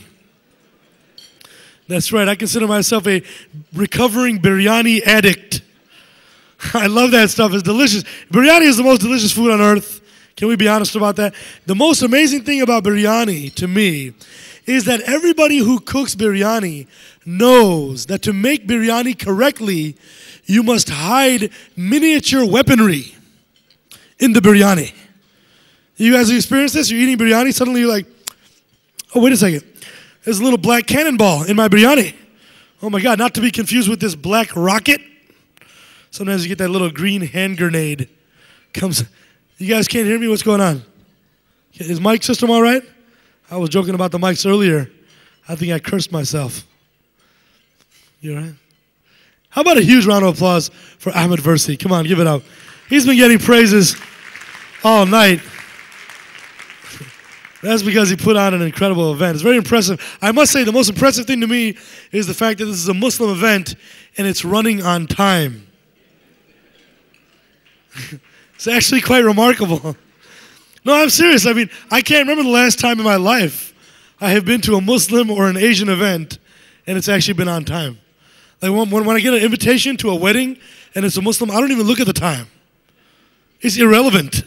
Nothing's happening before Maghrib prayer. Toss that thing in the garbage. You know what I'm talking about, right? When I was a little kid, I used to get very frustrated. I used to argue with my father, what's wrong with us? We can never be on time.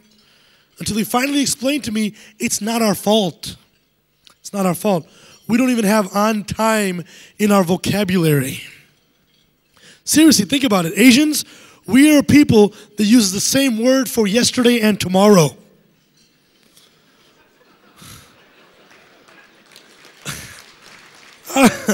I'm not even making that up.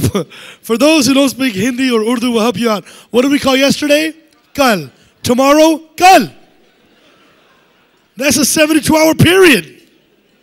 Basically, if you're within 72 hours, you're pretty much on time. In fact, it gets better than that. It gets better. In Urdu, what do we call yesterday? Oh, excuse me, day before yesterday? Parson. Day after tomorrow? Parson. That's a working week. That's a 5-day forecast. So I'm not surprised we run a little bit behind schedule. I love my people, though. I must say, listen, I love all people. If you love you, I love you. But you got to have that special love, you know, for your people. Asian people are really a beautiful people. I mean, I've noticed some very interesting things about us. Not only can we never be on time, I'll tell you what, why do you keep taking that away? Excuse me, no. Why do you keep doing that, man? It's the second time he did that. It's like they don't want me to have a stand for some reason. Like, he's afraid I might kick it, boom, in the middle of my set and throw off the recording. Well, why'd you do that, man? He just ran away. Like a thief in the night. All right. I guess I'm not allowed to have a mic stand. Yeah, only if I'm going to use it, I have to stand here like this. Hello. Now I will tell jokes, and you shall laugh. Thank you. It's got to be prim and proper. All right, we'll just keep it loose. What was I talking about, man? I got distracted from the mic stand thief. Anybody? Nobody? Time. She's like, time. Totally incorrect, by the way. But that's all right. Couldn't even be on time with the joke. Thank you. Here's the thing, people. I was talking about the fact that we are special people. We have some very special characteristics. Not only do we have a difficult time being on time, okay, we have a problem. That's right. Asians have a problem staring at other random people for no apparent reason whatsoever. I think all of us have experienced this at some point, especially the ladies, right? They're at a public place somewhere, some Pakistani guy you never saw before in your life. You just... He's always real upset, right? He's got the nostril flare, right?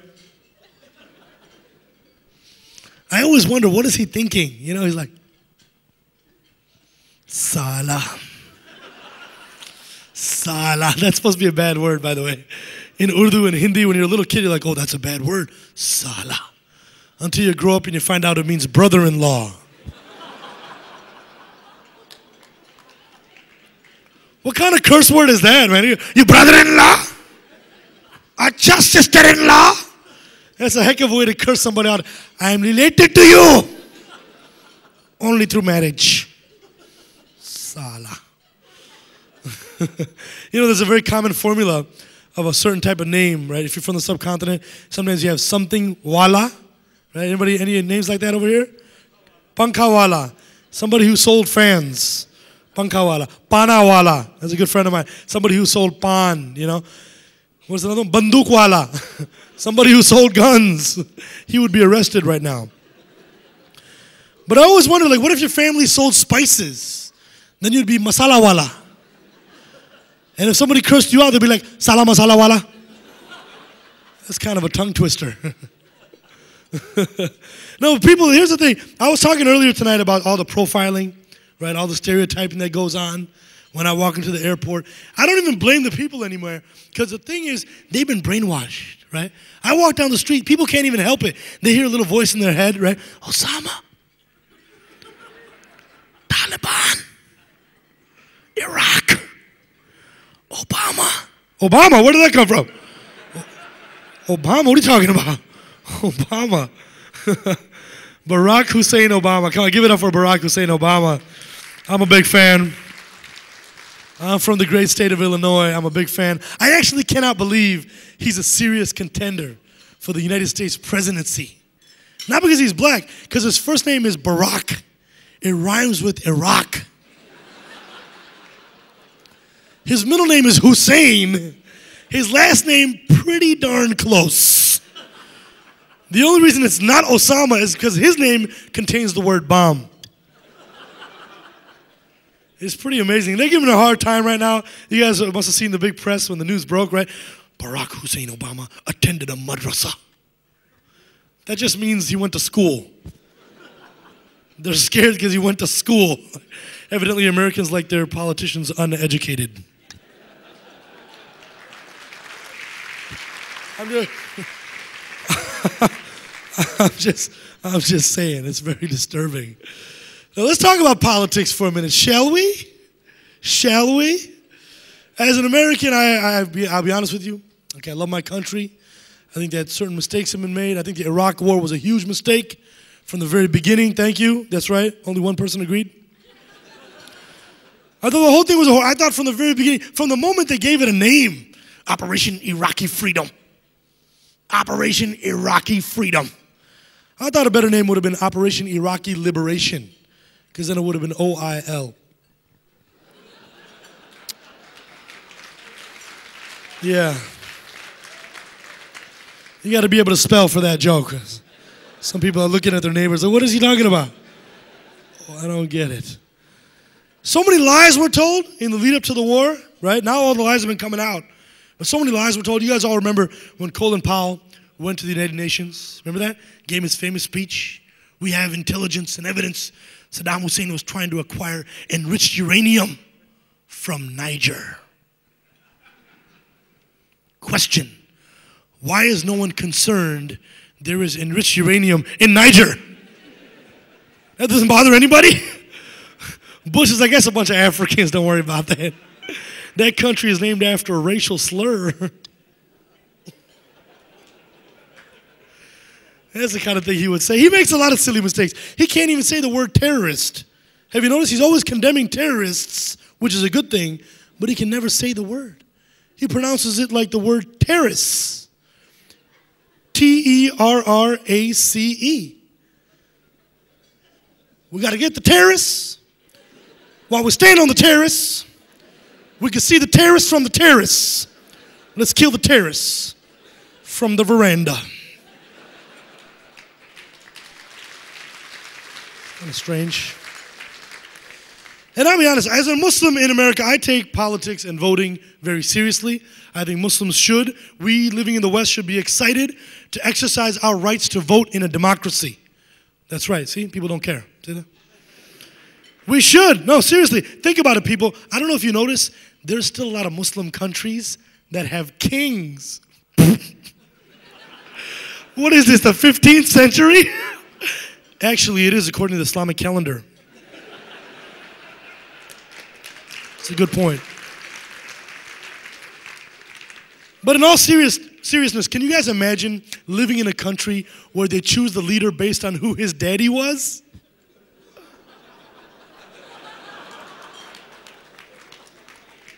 I can just imagine before the Iraq war if Saddam just gave in, listen, I don't want the war. I don't want the war. I'm willing to convert Iraq into democracy. And my son Uday running for president. Somehow they screwed up and Uday would lose the popular vote.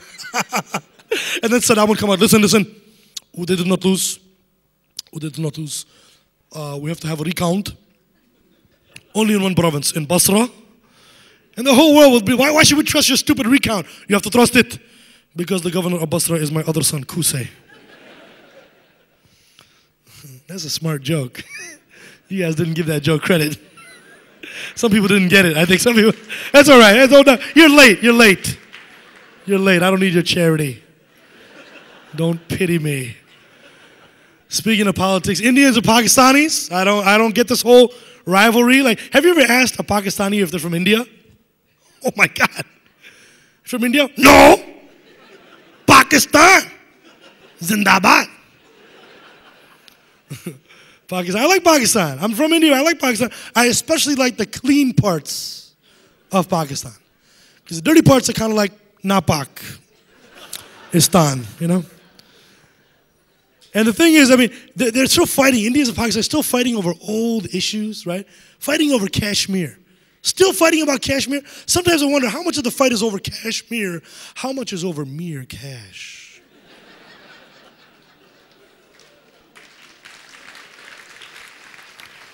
And since we're on the topic of politics, I want to express my solidarity with the Palestinian and the Lebanese people. Come on, give it up for them. That's right. I got a special love in my heart for the Palestinian people. Something that really bothers me as an American is how many Americans I talk to who don't understand why the Palestinians are upset. You tell these people, like, what's wrong with the Palestinians? Why are they so angry all the time? What's wrong with the Palestinian people? Why are they so angry all the time? I like to tell my American friends, listen, you want to know what it feels like to be Palestinian? Go talk to the Native Americans. Yeah, that's right. Oh, what's that? You can't find any. Oh. Yeah, I was fortunate enough to grow up with a Native American friend. He was half Cherokee. He had dark skin like me. He told me he got into an argument with his neighbor, a white guy. And that guy said to him, why don't you go back to where you came from? So he moved into his basement. Thank you guys very much. God bless you. Have a wonderful night. Thank you. Okay, on to the next award. To present the Alia Izzat Begovic Award for Good Citizenship, please welcome Sir Ken MacDonald, QC and Director of Public Prosecution. This award is sponsored by the Crown Prosecution Service. Good citizenship is the bedrock of any civil society. The next award recognises those who, like Alia Izzat Begovic, the former president of Bosnia-Herzegovina, have the resolve and the conviction to make a difference. I'm really delighted that the Crown Prosecution Service was invited to sponsor this award for good citizenship. Events like this obviously give us a great opportunity to recognise and reflect upon the huge contribution of Muslim people to British life, and that contribution is vast, touching all parts of our society. We all, I think, share a common aim. We want a peaceful and a just society with a fair justice system which serves the whole community.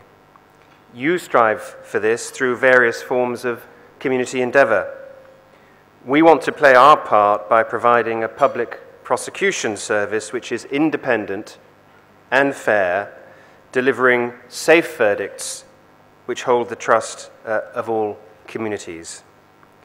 Britain's diversity is something which we are extremely proud of, and we in the CPS will prosecute to safeguard and protect that diversity, protecting Muslim and other communities from crime, including crime which is motivated by racial or religious hatred. And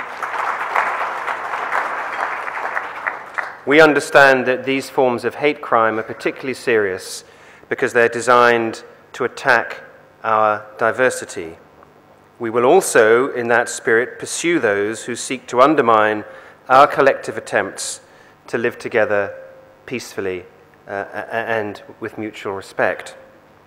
I want to commend the Muslim News for hosting this important event and each of the shortlisted candidates for this award. And I'm very pleased to announce that the winner of this award for good citizenship is Khurshid Drabu.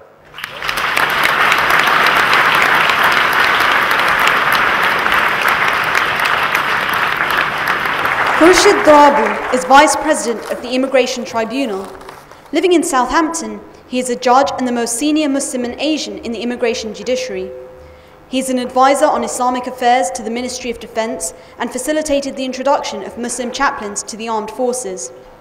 A former Deputy Director of UK IAS and Deputy Legal Director and Head of Litigation for the CRE, Khurshid Drabu has, for the past 7 years, taken on the duty of Election Commissioner for the Muslim Council of Britain and was instrumental in drafting the Council's constitution.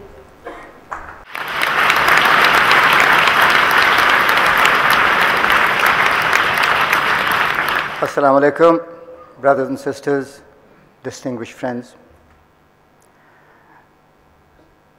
You'll be delighted to know that I haven't prepared a speech. I had prepared one last year because I was shortlisted last year too. And it ran into 50 pages. So as I was making my way from Winchester, I decided to look for it. And I found a few pages lying in the back seat of the car. The speech is so disjointed that it's not worth making it. But let me say that I feel deeply honored and deeply privileged to have received this award. And this award really is not for me as a person. This award is for the work that the Muslim community has done in the last 20 years in particular. The battles and the struggles of the community in getting recognition as a faith group, the battles of the community in moving politics away from race and focusing it more on faith as it should be, the battles of the organizations which represent Muslims, including the MCB.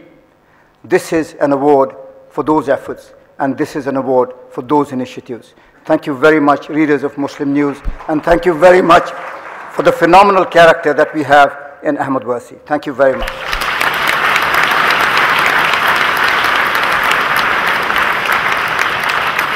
I feel absolutely overwhelmed, overjoyed. It's an award worth having because it's an award from the community. It's an award of recognition. And it is absolutely fantastic to be here. And what do you think about the British Muslim contribution to mainstream societies? Do you think more should be done? Do you think young people should be encouraged to get a more mainstream career path? Very much so, but we need to be positive. I think we are making a phenomenal contribution. We can do more, and we should do more. But that is something that the MCB and organizations of that kind are working towards. And inshallah, we will see success.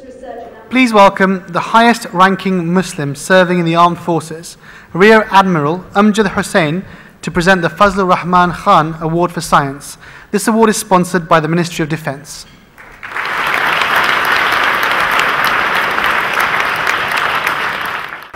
Dr. Fazlur Rahman Khan was a brilliantly renowned architect whose innovations are much praised. These range from the tallest tower of its time, the Sears Tower in Chicago, to the infusion of classical beauty with modern materials that is the Hajj Terminal in Jeddah. Good evening. As an engineer, it gives me great pleasure to present this award, and I'm delighted the Ministry of Defence is once again sponsoring these awards. Promoting religious tolerance, diversity across the armed forces is really important to us. Few know that Muslims represent the second largest faith group in the UK Armed Forces. It's a small number, but it's still the second largest number. And it's part of a wider Muslim community that's making a tremendous contribution to the United Kingdom as a whole. An excellent platform. The Muslim News has provided an excellent platform to celebrate these achievements. And the winner of the Fazlur Rahman Khan Award for Excellence in Engineering, Science and Technology is Dr. Adel Sharif.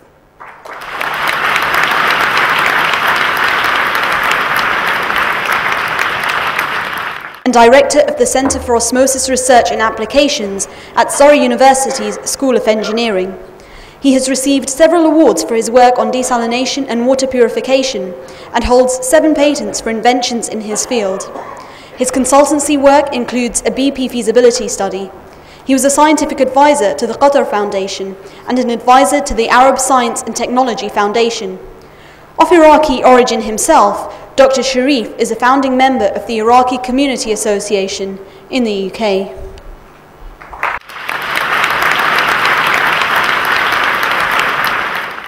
Assalamu alaikum. I think I can manage to speak in Arabic, but I'm not going to speak, I'll just briefly speak a few words in English. I'm delighted and honored for this award. It's a recognition for our work in terms of technology and human term. I would like to thank all my colleagues at the University of Surrey and my team. Special thanks to my family for the support. A few words said initially about Iraq. Initially, it said about Iraq. I came from Iraq. And I would like to dedicate this award to the Iraqi people.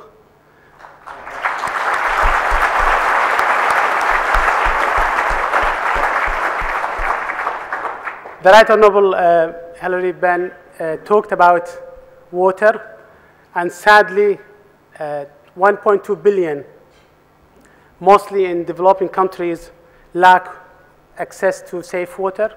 And sadly, 250,000 people die every month because of water-related diseases.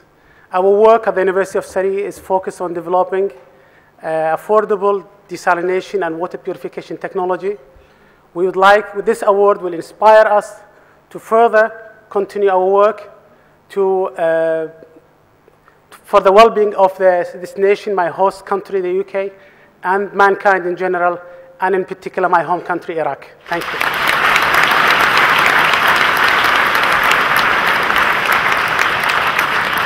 Well, I'm delighted and honored because it's an important recognition of the importance of our work in terms of technology and human dimension.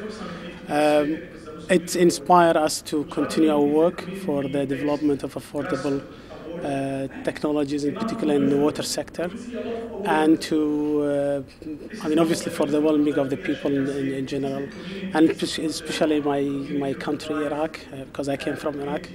And I'd like to take the opportunity actually to dedicate this work actually and the fruit of my work to my country, but at the same time to thank the opportunity given to me in my host country, the UK, and the Muslim News for recognizing our work and giving us the opportunity to meet with the wonderful people today and to say a few words about this achievement. The Malcolm X Young People's Award will be presented by Fadi Ithani, International Manager of Islamic Relief, who have kindly sponsored this award.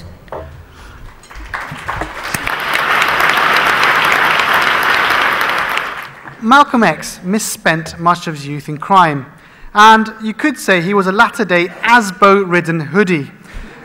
His hug-a-hoodie moment came from his transformational journey turning to Islam and undertaking the Hajj pilgrimage.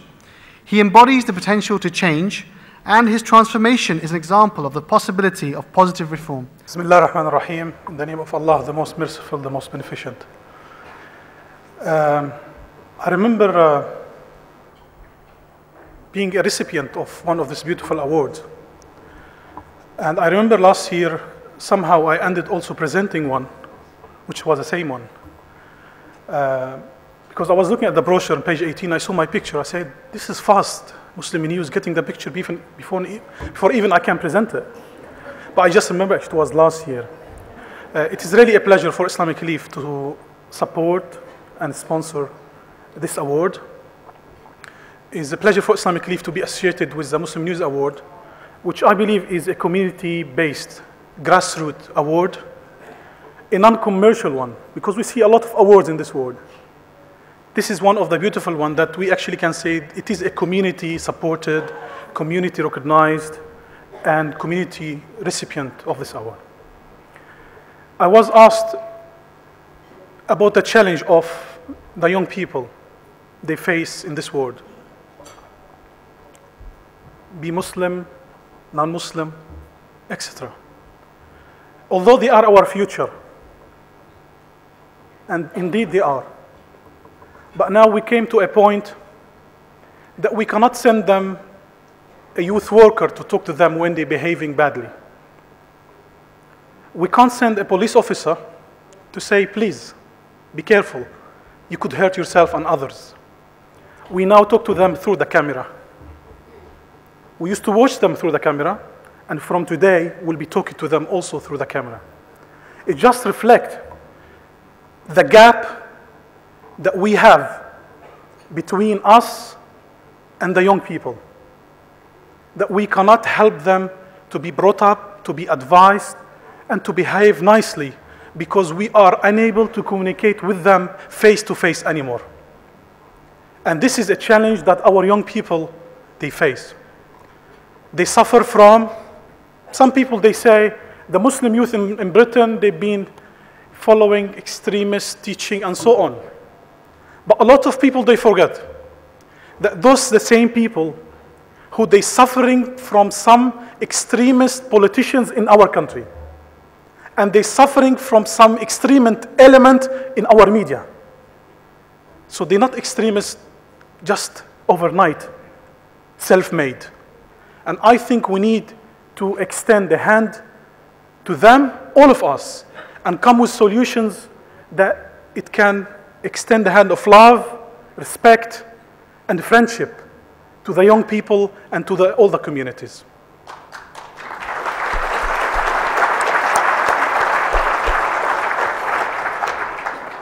And because I'm worried about the future,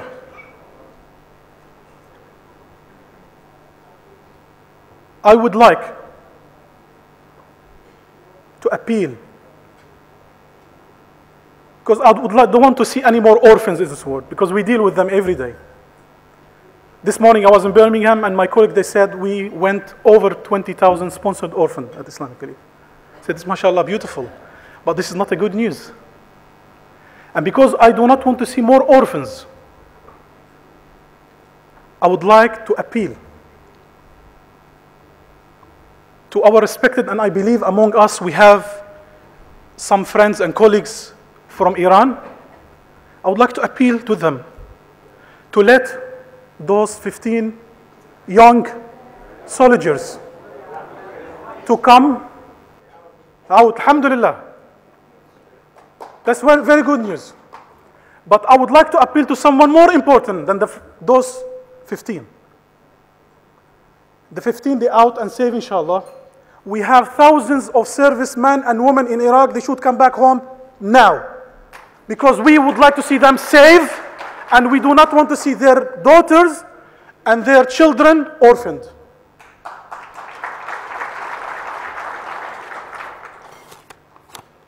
The award.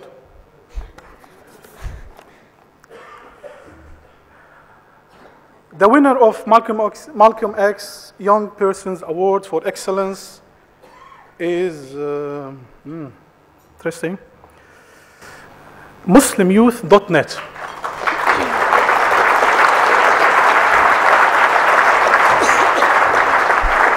MuslimYouth.net provides a guidance and support system for young Muslims. By profiling the real experiences of Muslim youth in a public forum, MuslimYouth.net raises awareness of the different social problems that affect young Muslims and provides culturally sensitive guidance. The site encourages users to develop peer support networks and access specialist services. Its Behind Bars campaign, held each Ramadan, has raised awareness of the plight of young Muslim prisoners by chronicling the lives of young youth offenders and successfully encouraging young people to send messages of support and to sponsor gift packages.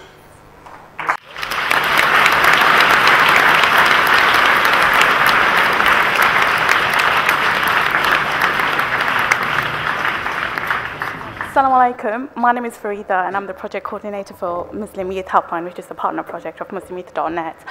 There are actually more of us here today, so there's Rizwan, there's Imran and Ruka and Simi here. So hi to you guys and congratulations. MuslimYouth.net was launched in 2004, and the first campaign was the Behind Bars campaign, which we hosted in response to the rising number of Muslims going into prison. I'm not sure if you know this, but although as British Muslims we represent 3% of the British community, but we represent over 10% of the prison population. And in some areas, we represent over 13%. So Muslim Youth Helpline, MuslimYouth.net, sends out Eid gifts to young Muslims in prison to make them realize that they're not alone and we're here for them when they come out, so that we can support them so they don't end up reoffending. This year, inshallah, we're trying to send Eid gifts to 3,000 young Muslims in prison. And the reason why it was so successful, by the way, the Behind Bars campaign started in 2004. The reason why it was so successful is because the community, the Muslim community, supported us. It's purely a community-funded project. And without you, this would not be possible. So first of all, I'd like to thank everybody who supported us, such as Tariq Ramadan, and everyone else, can't think of anyone, but the whole Muslim community, everyone who donated for the prison campaign, and also Muslim News. But finally, I'd like to thank Allah subhanahu wa ta'ala for giving the young people, the young British people, Muslims, the opportunity to do something positive for their community, because more often than not, we're the ones who get neglected. So thank you so much to everybody. Thank you. Assalamu alaikum.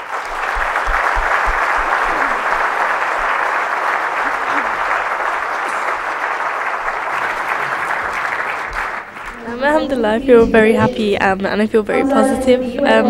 It's good to know that the work that Muslim Youth.net's been doing has been recognised, and I hope the fact that it has been recognised will help us and give us more confidence in terms of our support and ability to expand and affect and help and support other young Muslims. The judges have awarded another joint winner for this award. So Fadi, could you please announce the joint winner for this award? I'm sorry, I didn't choose to disturb you again. Usually the people who present this award, they know they're presenting something, so this I've been told to come and present it. But after permission of Ahmed, I would like to call over a very close friend and an excellent humanitarian in this world, if he doesn't mind, Sir Nicholas Young, Chief Executive of the British Red Cross.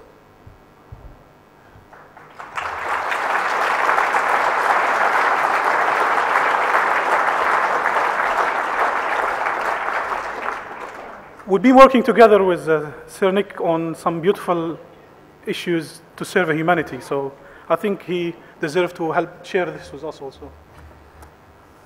Well, thank you, Fadi. There's a nice surprise. Good evening, ladies and gentlemen. It's a huge pleasure and a privilege to be here with you as your guest tonight, and it gives me enormous pleasure, with Fadi now safely behind me and unable to get to the microphone, to be able to announce the other joint winner of the Malcolm X Young Persons Award for Excellence is Hamza Vayani.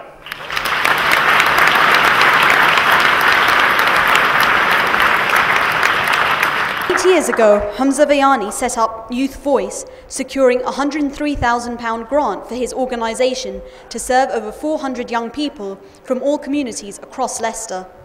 Youth Voice publishes a biannual magazine promoting positive community relations. Hamza attended the UN World Conference Against Racism in 2001, was appointed to the Commission for Cohesion and Integration set up by Ruth Kelly, and runs a flagship Millennium Volunteers project. Still in his early 20s, Hamza Vayani's Radio 5 Live programme, What Will Stop the Next Bomber, earned him a race in the Media Award.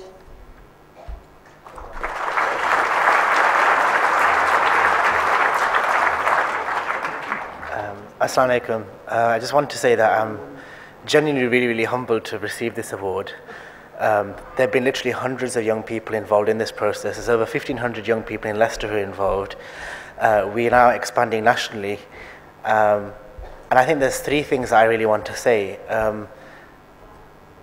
The need to support young people across communities, including our Muslim communities, is absolutely essential in the current environment. And there's plenty of people over here who've shown us a lot of goodwill and a lot of support, and you need to continue doing that.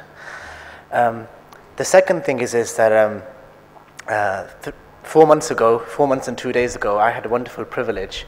So maybe I can't call myself a young person anymore.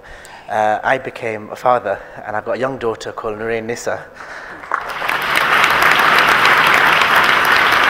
And Nurain Nissa means woman of light.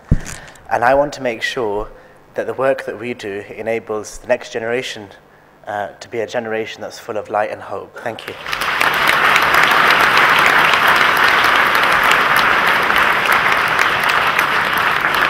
The Ibn Sina Award for Health will be presented by Dr. Doreen Finneran, the Executive Director of Faith-Based Generation Network UK and a member of the independent panel of judges. This award is sponsored by Malcolm Pharmaceuticals.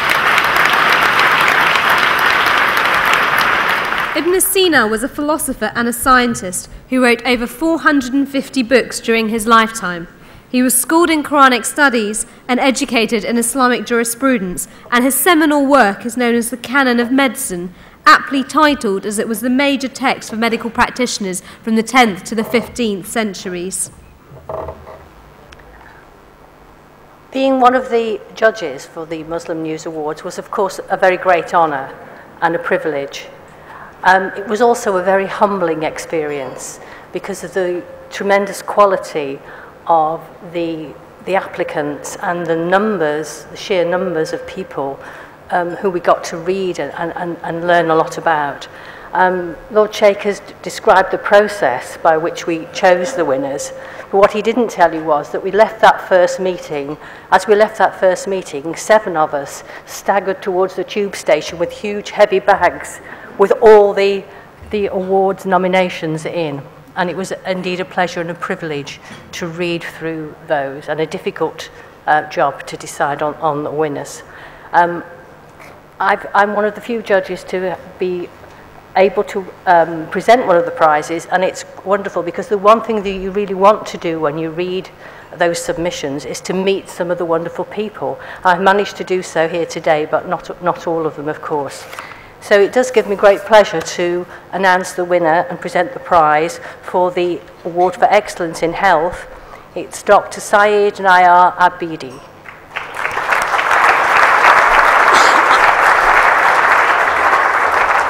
Dr. Syed Nayar Abidi is a health promotion specialist and renowned healthcare writer.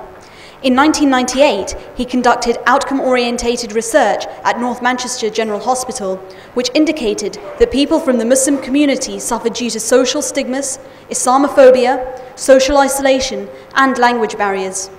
To address these findings, the Minority Ethnic Health Awareness Group was founded.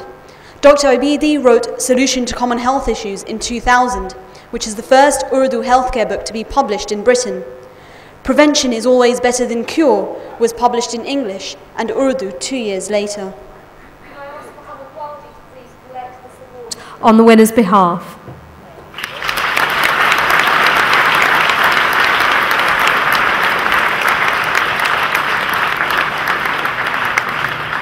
I'm collecting the award on behalf of Dr. Abidi.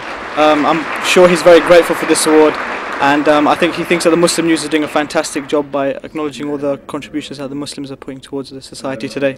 The final award for this evening is the Imam wa Amal Special Award, and to present this award, please welcome the Muslim News for Excellence independent panel of judges member, Dr. Fatima Zora, who also works with the Muslim Women's Helpline.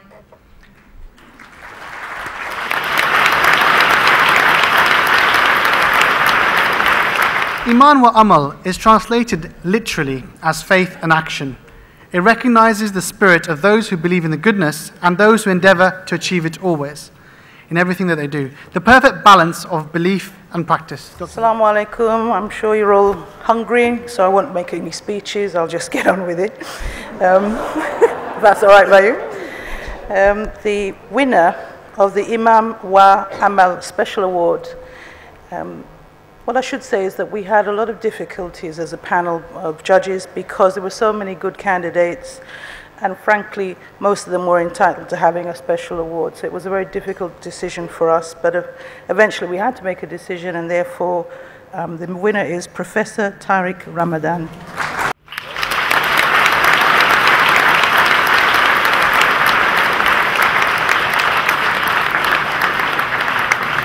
Renowned academic, critic, author and theorist, Professor Tariq Ramadan received one-on-one intensive training in classical Islamic scholarship from Al-Azhar University scholars.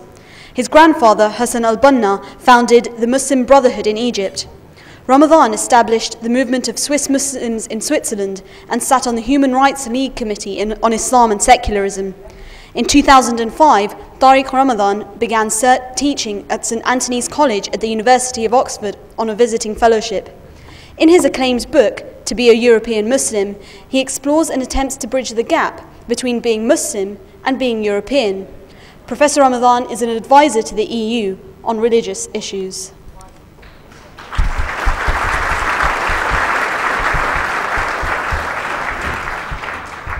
Bismillah ar-Rahman ar-Rahim. Assalamu alaikum wa rahmatullah. Thank you for that. I really think that, as you said, many people deserve this for what they are trying to do for this community. Just one thing first to thank the Muslim News for this, because I really think it's a tremendous idea to do this, and this should be done everywhere. At least in the Western countries, just to help the Muslims understand that they have something to give, and we have to go from integration to contribution. And these are words about contribution. To thank also the whole family, because I came here with my wife and my kids, and I think that all this is nothing if you don't remember that you are built and you are going along with people who love you and you are trying to love them. The last thing which is important, it's many of the people who are here are my teachers, in fact, I saw so many people who I took from them all the ideas and tried to translate and try to serve this community. And at the end, it's not an easy task. It's not an easy challenge to serve a community. This is what we are all trying to do. But if I would say something which is to help us all, not only to build bridges with people around us in the British society, but also among ourselves, is something which is the starting point of what is needed for our community, which is critical minds and open hearts. Meaning by that we need to come with ideas and we need to challenge these ideas, and to be able to do this means that we can be very harsh with ideas, but we don't have to judge people. And sometimes I'm dealing with the community trying to serve, and it's really difficult because many people, they may not accept what you are trying to do or say, and they are confusing who you are with what you are trying to do. And in Islam, it's never like that. Judge the thoughts, don't judge the people. And as we are speaking about الَّذِينَ آمَنُوا وَعَمِلُوا الصَّالِحَاتِ, those who believe and try to do good deeds, it's really important for us to judge acts sometimes and to say, I don't like this, but don't judge the people. And let the people try their best. And if there is something that we can do together, is to build these bridges based on faith, love, and forgiveness. Thank you.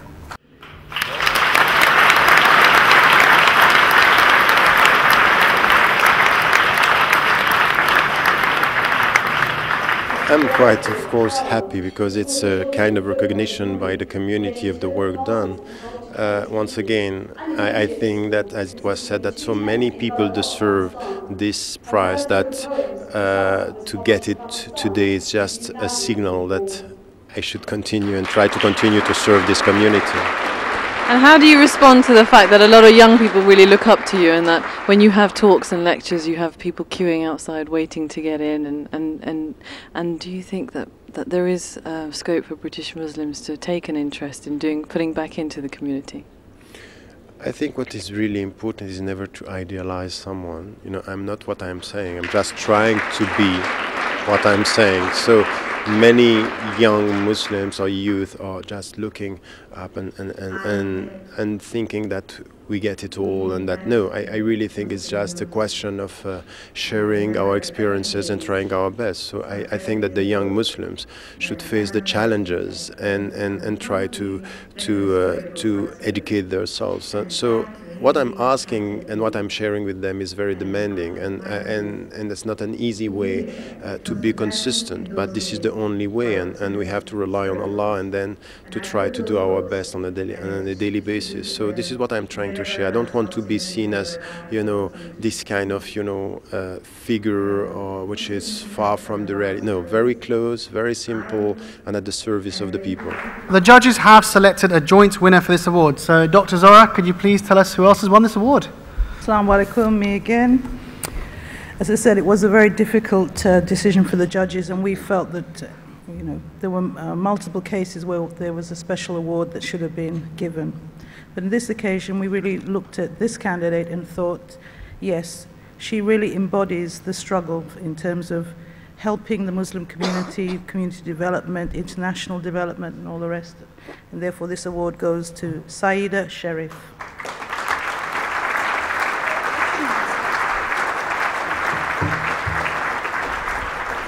Since 1965, Saida Sharif has been involved in fundraising for parts of the world affected by tragedy and calamity. She visited Bosnia in the aftermath of the atrocities there and was involved in humanitarian activities, including converting a warehouse into a medical center and rebuilding schools. In 1999, she visited Kosovo and campaigned for better housing for those in transit camps in Kukës, Shkodër, and Tirani. After witnessing the impact of the war in Afghanistan, Saida set up a girls' school in Peshawar, a school for children in the foothills of Muri, where she took classes and helped to train teachers, and a makeshift school consisting of 2 tents in Balakot, Pakistan. Her first book of poems, Qasak, was published in Pakistan in 2004.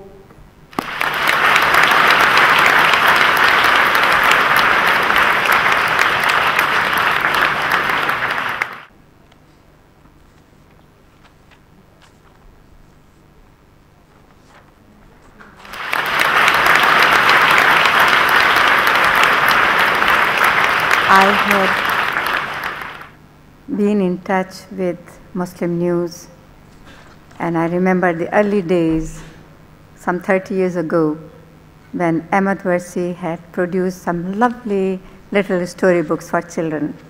And that really attracted me. And I thought, my goodness, we needed that. It was a vacuum in those days for the children's storybooks.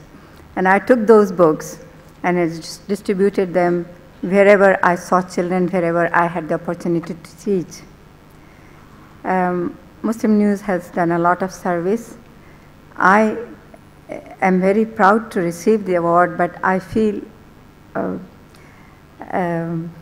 very embarrassed in taking it, because really, whatever I have done, it's like a small drop in a vast ocean, and it's not really even worth mentioning. Yes, there are moments when one feels that it is very important that one must go out and help humanity. I remember the face of Zarkan. She met me in Azerbaijan with a little child of 2. She was married, happily married. Her husband was picked up, never came back. The child was 2.5 or 2. She was waiting and longing every day, every night for her husband. The child had never seen the father. There are moments like that. I went to Bosnia. I, with my students, took a lot of fruits and cakes that we had baked to the hospital. And there was a young man, a very handsome man. There were lots of injured people in the ward, so we all decided to distribute these little gifts that we had prepared for them in the hospital. So this young man insisted that I put the biscuit in his mouth, and I was young then. I still feel I'm young now, but don't believe it. So anyway, I tried to tell him that, look, I place the cake or the biscuit by the bedside, and I don't put things in people's mouths. And he insisted. And I said no. And then what he did was he just pulled out his 2 maimed hands. And that was the moment when I ran out of the ward and I just wept. So the wars and these sufferings make all hearts melt. Most of the hearts melt anyway. And war is a terrible thing to have happened in any country. Today we are here in a beautiful hall with lovely people around me, and I feel and I hope that inshallah there will be hope when peace will prevail, that a time will come when our young ones will learn to give the message of love and to help humanity in general. May God bless you all, and thank you for listening to me.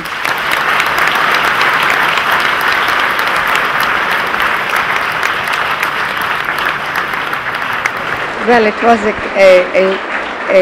a total surprise for me, because I was away. I was in Sarajevo, and I came back only 2 days ago. And I was just taken aback, but I'm very proud. I feel proud about it. But I feel really that maybe I didn't deserve it. There are so many other people so qualified, they've done so much for society. And here I am. Thank you so much. Very kind of you. Ladies and gentlemen, it's the end of another fabulous night. I think it's time to do some thank yous. Our special thanks this evening go to our guest of honour, Hilary Benn MP, who had to leave us a little earlier due to some prior commitments. But his speech, I'm sure you'll all agree, has left us most uplifted and with lots to think about.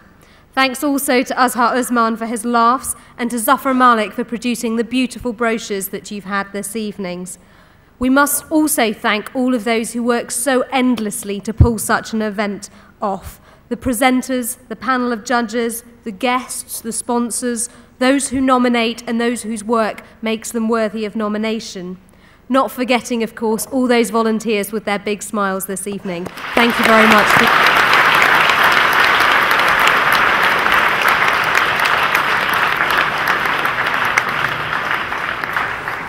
the judges have even mooted a Lifetime Achievement Award for next year. So all of you, make sure you keep your nominations flowing.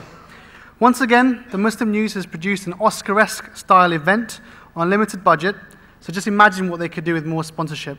One way you could help, ladies and gentlemen, is by getting the DVD of tonight as a special memento, and you can replay us again and again and again. Yes, indeed. And of course, a final thank you, ladies and gentlemen. I'm sure you'll all agree with me when I say this event owes everything to Mr. Muslim News. I can see him a little embarrassed in front of me, but I'm going to embarrass him some more. Please, ladies and gentlemen, can you please stand up and give a warm round of applause to Ahmed Versi.